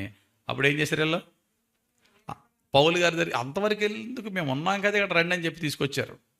దయ్యం పట్టినోడిని తీసుకొచ్చి సేమ్ మాట యేసు నామములో పో బయటికి అన్నారు. ఇప్పుడు దయ్యాలు మాట్లాడుతున్నాయి అనమాట. వాళ్ళు దయ్యాలు మాట్లాడతాయి కదా, దయ్యాలు మాట్లాడుతున్నాయి, చక్కగా మాట్లాడే దయ్యాలు. యేసు అంటే ఎవరో మాకు తెలుసు, ఆ నామాన్ని ఉపయోగిస్తున్న పౌలు ఎవరో తెలుసు. నువ్వు అవడోరా మమ్మల్ని డిస్టర్బ్ చేసావు, హౌ డేర్ యూ, ఎంత ధైర్యం నీకు. యేసు ప్రభు తెలుసు, ఆయన సేవకుడైన పౌలు తెలుసు, నువ్వెవడోరా అడ్రస్ లేనోడు అంటే. దీన్ని బట్టి ఏమర్థమయ్యేవాళ్ళు తెలుసా? నాకు ఎమ్మెల్యే గారు తెలుసు, ఎంపీ గారు తెలుసు, డిఎస్పీ గారు, ఎస్పీ గారు తెలుసు కాదు. ఫిజికల్ రెల్మ్లోనే కాదు, స్పిరిచువల్ రెల్మ్లో కూడా మనకి ఇన్ఫ్లుయెన్స్ ఉండాలి. దయ్యాలు అనుకోవాలా, అమ్మో ఈవిడి దైవ సేవకురాలు, దేవుని బిడ్డ, అమ్మో దేవుని కుమారుడు, we should not touch him. ఆ ఇన్ఫ్లుయెన్స్ సంపాదించుకో. వీళ్ళు ఎమ్మెల్యేల దగ్గర మనకి ఇన్ఫ్లుయెన్స్ లేకపోయినా పర్లేదు, దేవునికి స్తోత్రం కలను కాక. నేను చాలాసార్లు దయ్యాలు వెలగొడుతున్నప్పుడు నేను అంటాను హూ యామాయ్. అలా అంటారు, మీరు దైవ సేవకులు. నేను ఆనందపడిపోతూ ఉంటాను. దయ్యాలు గుర్తిస్తున్నాయి, దేవునికి స్తోత్రం. అంతేగాని సేవా కొడుకులను నువ్వు అవడవరా అన్నాడు అనుకో, అప్పుడు మన పరిస్థితి ఏంటి? దెబ్బలు తినేలా. చూడండి, ఎప్పుడైనా మీరు గమనించారా? దయ్యం పట్టినోడు చాలా బలం ఉంటుంది. దయ్యం పట్టినోడు ముగ్గురు కూడా ఆఫ్ చేయలేం. ముగ్గురు నలుగురు ఎలాగంటే దయ్యం పట్టినోడు విపరీతమైన స్ట్రెంత్ వచ్చేస్తూ ఉంటుంది. అందుకనే స్కెవా కొడుకుల్లో 2 కొడుకులను ఏం చేసిందట దయ్యం? ఆ దయ్యం పట్టిన చెత్త కొట్టేసి బట్టలు చింపేస్తే దిగంబరులుగా పారిపోయిరి. పరుగు. మనకి ఈ స్టోరీ మనకి అపోస్తల కార్యాలు 19:15-16 ఉంటుంది. చదవద్దులేండి. అంటే ఇక్కడ తెలుసుకోవాల్సింది ఏంటి? ఆడిలో ఉన్న దురాత్మ, అపవిత్రాత్మ. అది దురాత్మ ఏం చేస్తుంది? అటాక్ చేస్తుంది. కొట్టలేదా? చెత్త కొట్టేసి బట్టలు చింపేస్తే దిగంబరులుగా పారిపోయారు. ఇప్పుడు మీకు అర్థమైందా? దురాత్మకి, అపవిత్రాత్మకి. దురాత్మ ఏం చేస్తుంది? మనిషిలో కోపాన్ని రేపుతుంది, మనిషిని గొడవలకి ప్రేరేపించేస్తుంది, మనుషుల్ని భార్య మీదకి భర్తనే, భర్త మీదకి భార్యని, పిల్లల మీద తల్లిదండ్రుల మీద పిల్లల్ని గొడవలకు గురి చేస్తుంది. దైవ సేవకులంటే అస్సలు ఇష్టపడదు. కొద్దిగా ఆత్మీయంగా, ప్రార్థనాపూర్వకంగా, వాక్యానుసారంగా మాట్లాడే వాళ్ళు అంటే వాళ్ళకే కంపరం. వాళ్ళతో గొడవ పెట్టుకుంటారు, వాళ్ళ గురించి అందరికీ చెప్తారు. ఇవన్నీ దురాత్మ పట్టిన లక్షణాలు కనుక అందుకనే పౌలు గారు ముందే చెప్పేశారు, అటువంటి వాడిని చూసినప్పుడు ఆడి మీద మీరు కోపం పెట్టుకోవద్దు. మీరు పోరాడేది శరీరాలతో కాదు, ఆడి లోపల ఉన్న దురాత్మలతో. కాబట్టి మన అప్రోచ్ మారిపోవాలి. ఈసారి మన ప్రార్థన మారిపోవాలి. ప్రభు ఆడికి బుద్ధి చెప్పు ప్రభు, వాడిని సరైన విధంగా మార్చు ప్రభు, కాదు ఆడిలో ఉన్న దయ్యాన్ని కాల్చే ప్రభు. అప్పుడు ఆడు బాగుపడతాడు. అంతేనా? ఎవడ శరీరం మీద మన కోపం పెట్టుకోవద్దు. ఆ శరీరంలో ఉన్న దురాత్మ వాడిని ప్రేరేపించి నన్ను బాధపరుస్తుండగా ఆ దురాత్మను శిక్షించు ప్రభు అని ప్రార్థన చేద్దాం. దేవునికి స్తోత్రం కలుగును గాక. చివరగా ఈ దయ్యాల గురించి ధ్యానించుకున్నాం కదా. చివరగా ఈ దురాత్మలతో మనం ఎలా ఫైట్ చేయాలా? ఈ ఒక్క మాట చెప్పి నా మాటలు ముగిస్తున్నాను. దురాత్మలతో, చీకటి శక్తులతో, అపవిత్ర ఆత్మలతో, ప్రధానులతో, అధికారులతో, లోకనాథులతో, దురాత్మ అంధకార శక్తులతో మనం పోరాడాలంటే మనకేం కావాలి? 5 వెపన్స్ మీకు చెప్తాను చూడండి. 5 విషయాలు మీరు తెలుసుకుంటే అద్భుతంగా మీరు పోరాడవచ్చు. నెంబర్ 1, దురాత్మతో పోరాడాలంటే నెంబర్ 1 ఆయుధం ఏంటి తెలుసా? అందరూ యూజ్ చేసిన ఆయుధమే, in the name of Jesus. Use the name of Jesus. యేసుక్రీస్తు నామాన్ని ఉపయోగించండి. యేసుక్రీస్తు నామాన్ని ఉపయోగించకుండా మరి ఏ నామంలో కూడా నీకు జయం కలదు. ఎందుకో తెలుసా? అపవిత్రాత్మను జయించామనుకో, ఆడికన్నా కొద్ది బలంగా దురాత్మ వస్తాడు. దురాత్మను జయించామనుకో లోకనాథులు వస్తారు. లోకనాథులను జయించామనుకో అధికారులు వస్తారు. అధికారులను జయించామనుకో ప్రధానులు వస్తారు. ప్రధానులు మామూలు బలం ఉంటుందా? They are strong enough. ఎంత స్ట్రాంగ్ అంటే మన శక్తి సరిపోదు. పరిశుద్ధాత్మ శక్తి లేకుండా మన శక్తితో జయించడం కష్టం. అటువంటి వాడిని జయించాలంటే ఒకే ఒక నామంతో జయించగలం. ఏ నామం అంటే ప్రధానుల కంటేనో అధికారుల కంటేనో పై నామముగా అనే మాట ఉంటుంది. ఎవరైతే మేము సూపర్ పవర్ఫుల్ అని చెప్పి కాళ్ళ దగ్గర వేసుకున్నారో ఆ పవర్ఫుల్ వారికంటే పవర్ఫుల్ అయిన వాడి పేరు ఉపయోగించుకుంటేనే బెటర్ కదా. ఎస్ఐ గారు వచ్చారు మన దగ్గరికి, ఎస్ఐ గారు మనల్ని భయపెడుతున్నారు, మనం ఎస్పీ పేరు ఉపయోగించామనుకో అక్కడ అదైనా ఒక ఎస్ఐ గారు మనల్ని వచ్చి భయపెడుతున్నారు, ఎలా చేస్తున్నావు ఇటు ఎలాగని. సార్ ఎస్పీ గారు మాకు తెలిసి మీరు మాట్లాడుతారు ఎస్పీ గారితో అంటే వద్దా బాగా అంటాడు. ఎందుకంటే ఎస్ఐకి ఎస్పీతో మాట్లాడే ధైర్యం ఉండదు. ఏ డిపార్ట్మెంట్, పోలీస్ డిపార్ట్మెంట్ ఇంకా భయంకరంగా ఉంటుంది ఆ ప్రోటోకాల్. ఎస్పీ మాట అంటే ఎస్ఐ వదిలే బాబు నీ పని ఏదో నువ్వు చూసుకొని వెళ్ళిపోతాడు. మనం ప్రధానులు అధికారుల దగ్గర వాళ్ళకంటే పైనోడి పేరు ఉపయోగించాలి. వాళ్ళకన్నా పైనోడి పేరు ఎవరు? చదవండి ఒకసారి. ఎఫ్ఎస్సీలకు రాసిన పత్రిక 1వ అధ్యాయము 20-21 వచనాలు. Ephesians chapter 1, epistle to Ephesians chapter 1 verse 20 and 21. ఆయన ఆ బలాతిశయము చేత క్రీస్తును మృతులలో నుండి లేపి సమస్తమైన ఆధిపత్యము కంటెను, అధికారము కంటెను, శక్తి కంటెను, ప్రభుత్వము కంటెను ఈ యుగమునందు మాత్రమే గాక రాబో యుగమునందును పేరు పొందిన ప్రతి నామము కంటెను ఎంతో హెచ్చుగా పరలోకమునందు ఆయనను తన కుడిపార్శ్వమున కూర్చుండబెట్టుకుని ఉన్నాడు. చాలు.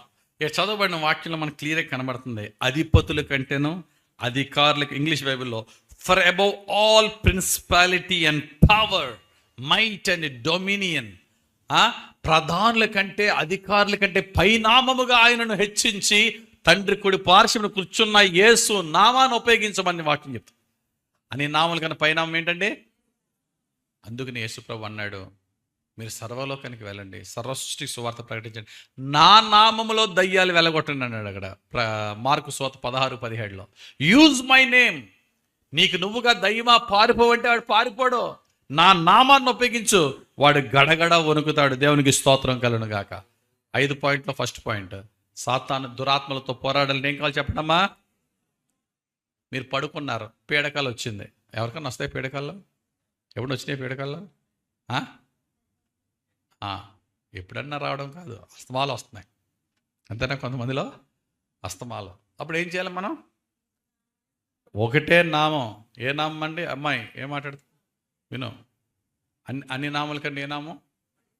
Use the name of Jesus. లెగు పైకి నిద్రలో, యేసు నామములో నిన్ను గద్దిస్తున్నాను సాతానా, డోంట్ డిస్టర్బ్ మీ అని. యేసు నామం.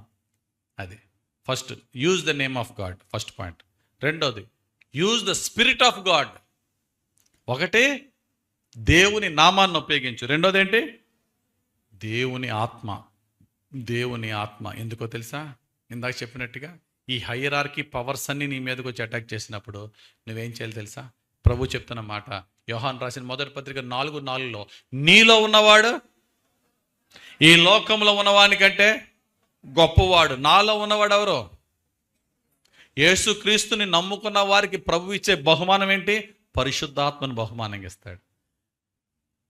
మనం పరిశుద్ధాత్మ నింపబడినప్పుడు ఆడు దురాత్మ, అపవిత్రాత్మ, ప్రిన్సిపాలిటీయా, పవరా, ఆడు ఎవడైనా సరే, లూసిఫరే వచ్చినా, సాతానే వచ్చినా, వాడి కంటే బలవంతుడు యేసునామము, వాడి కంటే బలమైన శక్తి గల ఆత్మ పరిశుద్ధాత్మ. ఆత్మను పొందుకోండి, పరిశుద్ధాత్మను కలిగి మీరు చేయండి. ఇంకో చక్కటి మాట అంటే యేసయ్య, పరిశుద్ధాత్మతో దయ్యం వెలగొట్టినప్పుడు అలా జరిగేది ఏంటి తెలుసా? దేవుని రాజ్యం మీ మధ్యకి వచ్చిందని తెలుసుకోండి.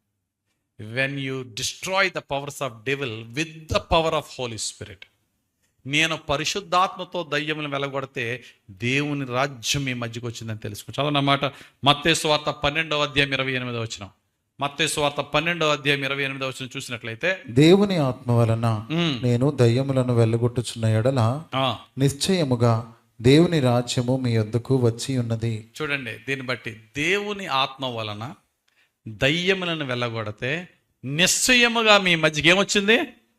దేవుని రాజ్యం వచ్చింది. దీన్ని బట్టి ఏమర్థమైంది? ఒక వ్యక్తిలో దురాత్మని నువ్వు పరిశుద్ధాత్మతో వెళ్ళగొట్టావనుకోండి, ఒక వ్యక్తిలో దురాత్మ ఉన్నదంటే వాడి దేహాన్ని ఆ దురాత్మ ఇల్లులా చేసుకుంది. కానీ నువ్వేం చేస్తున్నావు? ఆ దురాత్మని యేసు నామములో వెళ్ళగొట్టి వాడిలోనికి పరిశుద్ధాత్మను పంపినప్పుడు పరిశుద్ధాత్ముడు ఏం చేస్తాడు? నీ దేహాన్ని ఆయన ఆలయంగా మార్చుకుంటాడు. అప్పుడు ఏమైంది? సాతాను కోట బద్దలయ్యింది, దేవుని రాజ్యం వానిలో స్థాపింపబడింది. దేవునికి స్తోత్రం కలుగును గాక. నువ్వు ఎక్కడికన్నా వెళ్ళు, ఎవరి మధ్యన ఉండు, దేవుని నామము, యేసు నామములో పరిశుద్ధాత్మ శక్తితో దురాత్మ శక్తిని వెళ్ళగొట్టినప్పుడల్లా నువ్వేం చేస్తున్నావు? అక్కడ దేవుని రాజ్యాన్ని స్థాపిస్తున్నావు, దేవుని రాజ్యాన్ని విస్తరింపజేస్తున్నావు. దేవునికి స్తోత్రం కలుగును గాక. ఎన్నైనా 2. ఇక 3వది చూద్దాం. ఇక 3వది చూసినట్లయితే, సాతానుతో దెబ్బలాడే 3వ ఆయుధం, మొట్టమొదటిది దేవుని నామం, రెండవది దేవుని ఆత్మ, మూడోది దేవుని వాక్యం. యేసు ప్రభు ఫైట్ చేసిన విధానం మనకు తెలుసు కదా. 40 రాత్రులు పగళ్ళు యేసు ప్రభు ఉపవాసం ఉన్నప్పుడు సాతాను దెబ్బలాడినప్పుడు రిపీటెడ్గా యేసు ప్రభు ఏం ఉపయోగించేవాడు? It is written, it is written, it is written. రాయబడి ఉన్నది. ఏం రాయబడి ఉన్నది? లేఖనాలు. మనుషుడు రొట్టె వల్ల మాత్రం కాదు, దేవుని నోట నుండి వచ్చి ప్రతి మాట వల్ల జీవించ అని రాయబడి ఉన్నది కదా. నీ దేవుడిని యెహోవాను శోధించొద్దు అని రాయబడి ఉన్నది కదా. నీ దేవుడిని యెహోవాకు తప్ప ఎవరికి సాగిల పడకూడదు అని రాయబడి ఉంది. అంటే యేసుప్రభువు ఉపయోగించిన ప్రతి మాట ఏంటండి? సాతానుతో దెబ్బలాడి జయించడానికి వాక్యాన్ని ఆధారం చేసుకుని దెబ్బలాడాడు. అందుకనే మీకు సర్వాంగ కవచం గురించి రాయబడి ఉంది. సర్వాంగ కవచంలో అన్నీ కూడా డిఫెన్సివ్ వెపన్సే, ఒక్కటే అఫెన్సివ్ వెపన్. డిఫెన్స్ అఫెన్స్ అని ఉంటాయి కదా. డిఫెన్సివ్ అంటే ఎదటోడి దెబ్బను అడ్డుకునేది, అఫెన్సివ్ అంటే ఎదటోడిని కొట్టేది. రక్షణనే కిరీటం, హెల్మెట్, దాంతో చంపేద్దాం ఎవరన్నా? మనం కాసుకోవడానికే. నీతి అనే మైమరువు, అంటే దీంతో కవచంతో ఎవరిని చంపగలమా? చంపకుండా, ఎదటోడు చంపకుండా కాచుకోవడం. విశ్వాసం అనే డాలుతో ఎవరిని చంపుతామా? అటాక్ చేయలేము. సత్యం అనే సిద్ధ మనసును జోడుతో ఎవరిని చంపలేము.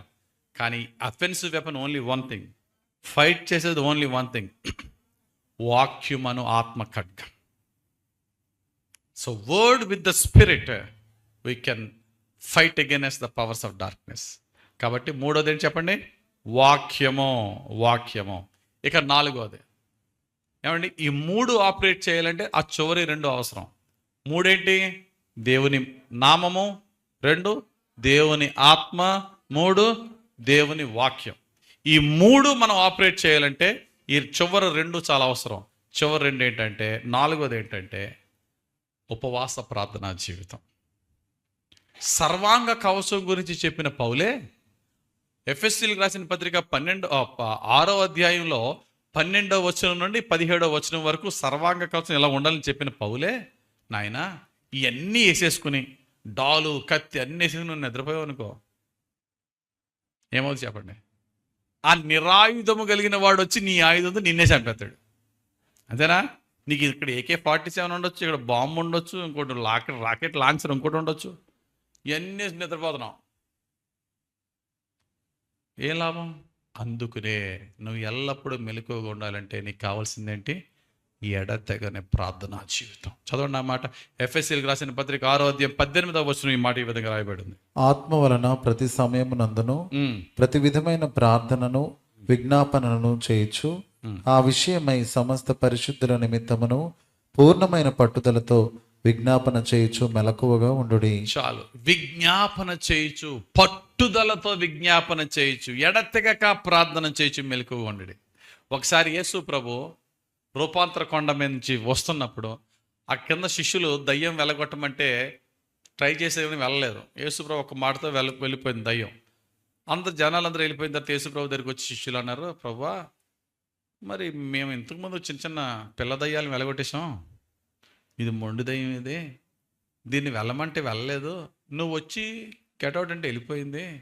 How you could able to do, why we couldn't do, నువ్వు ఎలా చేసేసావు, మేము ఎందుకు చేయలేకపోయాం అన్నప్పుడు యేసుప్రభు ఇచ్చిన ఒకే ఒక మాట, యేసయ్యకు ప్రార్థన ఉంది, ఎలకే ప్రార్థన ఉంది, కానీ ఎక్కడా కూడా యేసుప్రభు శిష్యులు ఉపవాసం ఉన్నట్టు ఎక్కడా లేదు. ఆయన బ్రతికున్నప్పుడు యేసుప్రభు అన్నాడు, ఇటువంటిది ఉపవాస ప్రార్థన వల్ల మాత్రమే అనే మాట మార్కు సువార్త 9వ అధ్యాయం 29లో ఉంటుంది. 9:29 ప్రార్థన అని కింద ఫుట్ నోట్లో ఉపవాస ప్రార్థన. ఇంగ్లీష్ బైబిల్ ఖచ్చితంగా ఫాస్టింగ్ ప్రేయర్ ఇచ్చాడు, ప్రేయర్ అండ్ ఫాస్టింగ్. నేను అందుకనే చెప్తున్నాను ఉన్న వాళ్ళందరికీ, ఆదివారం ఎంత చక్కగా ఇక్కడికి వస్తున్నారు చర్చ్కి, శుక్రవారం మనం ఉపవాస ప్రార్థన కండక్ట్ చేస్తున్నాం. ఉపవాస ప్రార్థనలో ఎదగండి దయచేసి, మీ ఆత్మీయ జీవితాన్ని పెంచుకోండి. వారంలో ఒక్క పూట ఉపవాస ప్రార్థన చేయండి. ఉపవాస ప్రార్థన చేసిన వాళ్ళే పరలోక రాజ్యానికి వెళ్తారని ఎక్కడ రాయబడిందా? లేదు. ఉపవాస ప్రార్థన పరలోక రాజ్యానికి అవసరం అని ఎక్కడ లేదు. కానీ ఈ లోకాన్ని జయించాలంటే ఉపవాస ప్రార్థన మనకు చాలా అవసరం. యేసుప్రభు ఉపవాసం ఉన్నారా? యేసుప్రభు తర్వాత ఆయన శిష్యులు అపోస్తులు ఉపవాసం ఉన్నారా? పాత నిబంధనలో ప్రవక్తలు ఏలియా, మోషే లాంటి వాళ్ళు ఉపవాసం ఉన్నారా? మరి మనకేంటి జబ్బు? Why don't we do? మనం ఎందుకు చేయట్లేదు? ఒక పూట ఉపవాసం ఉంటుంటే ఆ రాత్రి నిద్ర పట్టట్లేదండి బాబు అంటారు కొంతమంది. క్రేవింగ్స్ వచ్చేస్తూ ఉంటాయి అనమాట. అయ్యి బాబు పడుకుంటున్నాం కానీ నిద్ర రాదు. అది ఎప్పుడు? చిన్నప్పటి నుంచి నువ్వు అలవాటు చేసుకో. మొక్కై వంగనదే పెద్ద అయిన తర్వాత వంగదు, అది చిన్నప్పటి నుంచే వంచేయాలి. పిల్లలకి నేర్పండి ఉపవాస ప్రార్థన. తల్లిదండ్రులు ఉపవాస ప్రార్థనకి రండి, మీ పిల్లల్ని తీసుకుని ఉపవాస ప్రార్థన మోకరింపజేయండి. అది ఎంత అద్భుతమైన శక్తి మీ జీవితంలో, మీ పిల్లల జీవితాన్ని ఇస్తుందో మీరు ఊహించలేరు. నేను చెప్తున్నాను, మా ఇంట్లో మా తల్లిదండ్రులు నేర్పిన అతి పెద్ద, అతి మంచి, అతి గొప్ప మేలు ఏంటంటే ఫాస్టింగ్ ప్రేయర్ 6వ తరగతి నుంచి నేర్పారు. సాయంకాలం, శుక్రవారం సాయంకాలం ఇంట్లో వంట ఉండేది కాదు, పొయ్యి వెలిగించేవారు కాదు. కొన్ని రోజులు మా నాన్నగారికి భయపడి ఉపవాసం ఉండేవాళ్ళం. అమ్మో డాడీ తిడతారని. ఆ తర్వాత దేవుని ప్రేమించి ఉపవాసం. అది ఎన్నో శోధల నుంచి తప్పించి, ఎన్నో అపవిత్రత నుంచి రక్షించి, శరీరాన్ని నలగొట్టి ఆత్మను బలపరిచేది ఉపవాస ప్రార్థన. ప్రియులారా, మీరు దయచేసి మీరు మీ పిల్లలు వారంలో ఒక్క పూట, శుక్రవారం ఉండాలా, ఆదివారం ఉండాలి, ఏం లేదు, ఎప్పుడన్నా ఉండొచ్చు. కాకపోతే ఫిక్స్డ్గా ఉండండి. ఈరోజు మా ఇంట్లో బిర్యానీ చేశారు కాబట్టి ఈరోజు వద్దులే ఉపవాసం, రేపు. నేను శుక్రవారం ఉపవాసం ఉందాం అనుకున్నా రాత్రి, కానీ పెళ్ళికి మంచి మటన్ బిర్యానీ ఉంటుంది, కొన్ని సాటర్డే. అది కాదు. ఫిక్స్ చేసుకోండి. ఆ టైంని దేవుడికి డెడికేట్ చేయండి. పెళ్ళే రాని, ఇంటికి బిర్యానీలే రాని, పక్కన పెట్టంతే. కడుపు మార్చుకో, ఉపవాసం ఉండు. 1 గంట ప్రతిరోజు కన్నా ఆ రోజు కొద్దిగా ఎక్కువ ప్రార్థన చేయి. ఆ ఫాస్టింగ్ ప్రేయర్ ఏం చేస్తుంది తెలుసా? పవర్స్ ఆఫ్ డార్క్నెస్, సమస్తమైనటువంటి చీకటి శక్తులపై నీకు అధికారం ఇస్తుంది. దేవునికి స్తోత్రం కలుగునుగా. ఎన్నైనా 4 అండ్ లాస్ట్ అండ్ ఫైనల్ 5వది, దురాత్మలతో దెబ్బలాడాలి అంటే, అబ్బాబ్బే నాకు దెబ్బలాడినండి బాబు, నాకెందుకంటే అంటారేమో. కాదు, నువ్వు దెబ్బలాడపోయినా నీతో దెబ్బలాడుతున్నా, నువ్వేం చేయాలా? చచ్చినట్టు దెబ్బలాడాలి. నేను ఎవడి జోలికి వెళ్ళనండి బాబు అంటే వాళ్ళే నీ జోలికి వస్తారు. అప్పుడు ఏం చేస్తావు? తప్పదు, యూ హ్యావ్ టు రెసిస్ట్. అవునా? వాడిని ఎదిరించాలి. కనుక 5వదిగా దురాత్మలో దెబ్బలాడేవాడికి కావాల్సింది ఏంటి తెలుసా? Keep your life Holi and obedient to the word of God. పరిశుద్ధంగా ఉండు, వాక్యానికి విధేయత కలిగి ఉండు. పరిశుద్ధత లేకుండా నేను ఉపవాసం ఉన్నానండి, రాత్రంతా ఉపవాసం ఉన్నానండి, ఉదయం తాగేసానండి, లేకపోతే ఉదయం అంతా ఉపవాస ప్రార్థన చర్చిలో గడిపానండి, రాత్రంతా టీవీతోనూ లేక సెల్ ఫోన్తోనూ అపవిత్రమైన దాంతో గడిపానండి, నో యూస్. అపవిత్రాత్మ ఎంటర్ అయిపోతున్న లోపలికి, దురాత్మ ఎంటర్ అయిపోయి నువ్వేం బలవంతుడు అవుతావు. అందుకు నువ్వు ఎప్పుడన్నా డెవిల్ని ఎదిరించేటప్పుడు ఒక ప్రాసెస్ ఇచ్చాడు, 3 స్టెప్పులు ఇచ్చాడు యాకోబు భక్తుడు. దేవునికి లోబడుడి, అప్పుడు అపవాదిని ఎదిరించండి, అప్పుడు వాడు మీ ఎదురండి పారిపోతాడు. యాకోబు 4:7. మనం ఫస్ట్ చేయం, 2:3 చేయడం ట్రై చేస్తాం. సాతానా పో అంటే స్కెవా పిల్లలాగా అయిపోతాం. దేవునికి లోబడి ఫస్ట్ చేద్దాం. దేవునికి లోబడదాం. దేవునికి లోబడడం అంటే ఏంటో తెలుసా? కనీసం నీ జీవితంలో సాతాను గడి రావడం కాదు, చిన్నగా లైట్గా అడుగట్టడానికి కూడా ఛాన్స్ ఇవ్వకూడదు. జస్ట్ కొంచెం కూడా. అందుకనే వాక్యం చెప్తుంది ఎఫ్ఎస్సి 4:27. ఎఫ్ఎస్సి 4:27 ఏముందమ్మా? అపవాదికి చోటీయకుడి. ఏంటండి? అపవాదికి టీవీలో వరల్డ్లీ స్టఫ్ చూస్తూ, సెల్ ఫోన్లో వరల్డ్లీ అపవిత్రమైన చూస్తున్నావు అంటే అర్థం ఏంటి తెలుసా? సాతానారా, మరీ ఎక్కువైపోయింది నాకు భక్తి, కొంచెం నీకు చోటేస్తాను, చిన్న కుర్చీ వేస్తున్నాను అన్నట్టే. జాగ్రత్త. దేవునికి లోబడుడి, అపవాదికి చోటియొద్దు. You are fighting against evil. How you could be evil to fight against evil? How you get the victory to get the victory against evil with evil? కీడుని కీడుతో ఎలా జయించగలవు? నువ్వు చెడుని చెడుతో ఎలా జయించగలవు? అంతేనా? నువ్వు ఈవిల్ని జయించాలంటే యూ షుడ్ బి గుడ్. అదే రోమిలికి రాసిన పత్రిక 12:21 పౌలు గారు చెప్తున్నారు. చదవండి ఒకసారి ఆ మాట. రోమిలికి రాసిన పత్రిక 12:21 మనం చూసినట్లయితే, కీడు వలన జయింపబడక మేలు చేత కీడును జయించు. ఆడు కీడు. ఇంగ్లీష్ బైబిల్ చక్కగా ఉంటుంది. ఈవిల్, వాడు ఈవిల్. నువ్వు ఈవిల్ని ఎదుర్కొంటున్నావు, అపవిత్రాత్మను జయిస్తున్నావు. నువ్వు అపవిత్రంగా ఉండి నువ్వు అపవిత్రాత్మని జయిస్తావు. నువ్వు దుష్టాత్మను జయిస్తున్నావు. నువ్వు దుష్టుడి గుండి దుష్టాత్మని ఎలా జయిస్తావు? నువ్వు మంచిగా మారు, అప్పుడు ఆడు దుష్టుడిని భయపడతాడు. కాబట్టి 5వదిగా మన క్యారెక్టర్ని కాపాడుకుందాం. మన డైలీ మన పనుల్లో, మన ఎంటర్టైన్మెంట్లో పవిత్రతను కాపాడుకుందాం, పరిశుద్ధంగా ఉందాం. అప్పుడు పైన 4 పని చేస్తాయి. అంతేనా?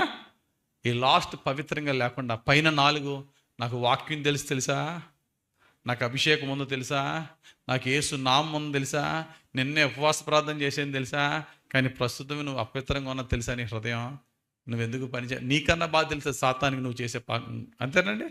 మనం చేసే రహస్య పనులన్నీ సాతానిగాడికి ఇంకా బాగా తెలుస్తాయి. ఆడు రెచ్చిపోతాడు మన మీద. కనుక దివారాత్రులు, అందుకు నేను చెప్తాను, క్రైస్తవుని జీవితం, ఒక క్రైస్తవురాలి జీవితం యుద్ధ భూమిలో ఉన్న సైనికుడు. అబ్బాయి, యుద్ధ భూమిలో ఉన్న సైనికుడు నాకు ఒక 5 నిమిషాలు రెస్ట్ కావాలి ఆగండి అంటాడా? నువ్వు రెస్ట్ తీసుకొని నేను వేసేస్తానంటాడు. ఇంక లేదు, ఇంకా 24/7 put on the armour of God.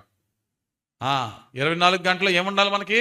సర్వాంగ కవచం ఉండాలి. చర్చిలో ఉన్నప్పుడు కాదు, ఇంట్లో నైట్ డ్రెస్ వేసుకున్నప్పుడు కూడా సర్వాంగ కవచం ఉండాలి. డ్రెస్ ఉన్నా లేకపోయినా మనకి ఆత్మ సంబంధమైన సర్వాంగ కవచం ఉండాలి. వేర్ ఎవర్ యు ఆర్, దేవుని వాక్యం అనే ఖడ్గంతోనే నువ్వు ఉండాలి. అందుకని అంటాడు, ఇన్ని ప్రామిసులు ఉన్నాయే నీకు, ఎంత గొప్ప వాగ్దానం ఉందే, ప్రధానులను, అధికారులను, లోకనాథులను, దుష్టశక్తులను జయించేస్తామని ఇన్ని వాగ్దానాలు దేవుడు ఇచ్చాడే.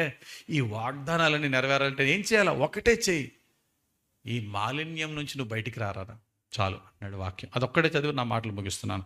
కొరింథీయులకు రాసిన 2వ పత్రిక 7వ అధ్యాయము 1వ వచనం. అపోస్తులైన పౌలు కొరింథీ సంఘానికి రాసిన 2వ పత్రిక 7వ అధ్యాయం 1వ వచనం ఏముందండి? ప్రియులారా మనకు ఈ వాగ్దానములు ఉన్నవి గనుక దేవుని భయముతో పరిశుద్ధతను సంపూర్తి చేసుకొనొచ్చు. మనకి ఎన్నో వాగ్దానాలు ఉన్నాయి కాబట్టి ఆ వాగ్దానాలు మన సొంతం అవ్వాలంటే, ఆ వాగ్దానాలు మన జీవితంలో నెరవేరాలంటే దేవుని భయముతో పరిశుద్ధతను సంపూర్తి చేసుకొనొచ్చు. శరీరమునకును ఆత్మకును కలిగిన సమస్త కల్మషము నుండి మనలను పవిత్రులనుగా చేసి కొందాము. That is the only thing we need to do. శరీరానికి ఉన్న కల్మషము, మనస్సుకి, ఆత్మకు ఉన్న కల్మషం నుండి మనం బయటికి వద్దాం. మనల్ని మనం పవిత్రులను చేసుకుందాం. దేవుని వాక్యంతో పవిత్రులను చేసుకుందాం. ప్రార్థన, మారు మనసుతో పవిత్రులను చేసుకుందాం. పరిశుద్ధతను సంపూర్తి చేసుకుందాం. అప్పుడు దేవుడు మనల్ని ఆయన చేతిలో సాధనాలుగా వాడుకుంటాడు. అప్పుడు ఈ 5 మన జీవితంలో మనం నెరవేర్చగలం. చెప్పండి, సాతాన్ని దెబ్బలాడడానికి కావాల్సిన 5 సాధనాలు చెప్పండి. నెంబర్ 1 దేవుని నామము.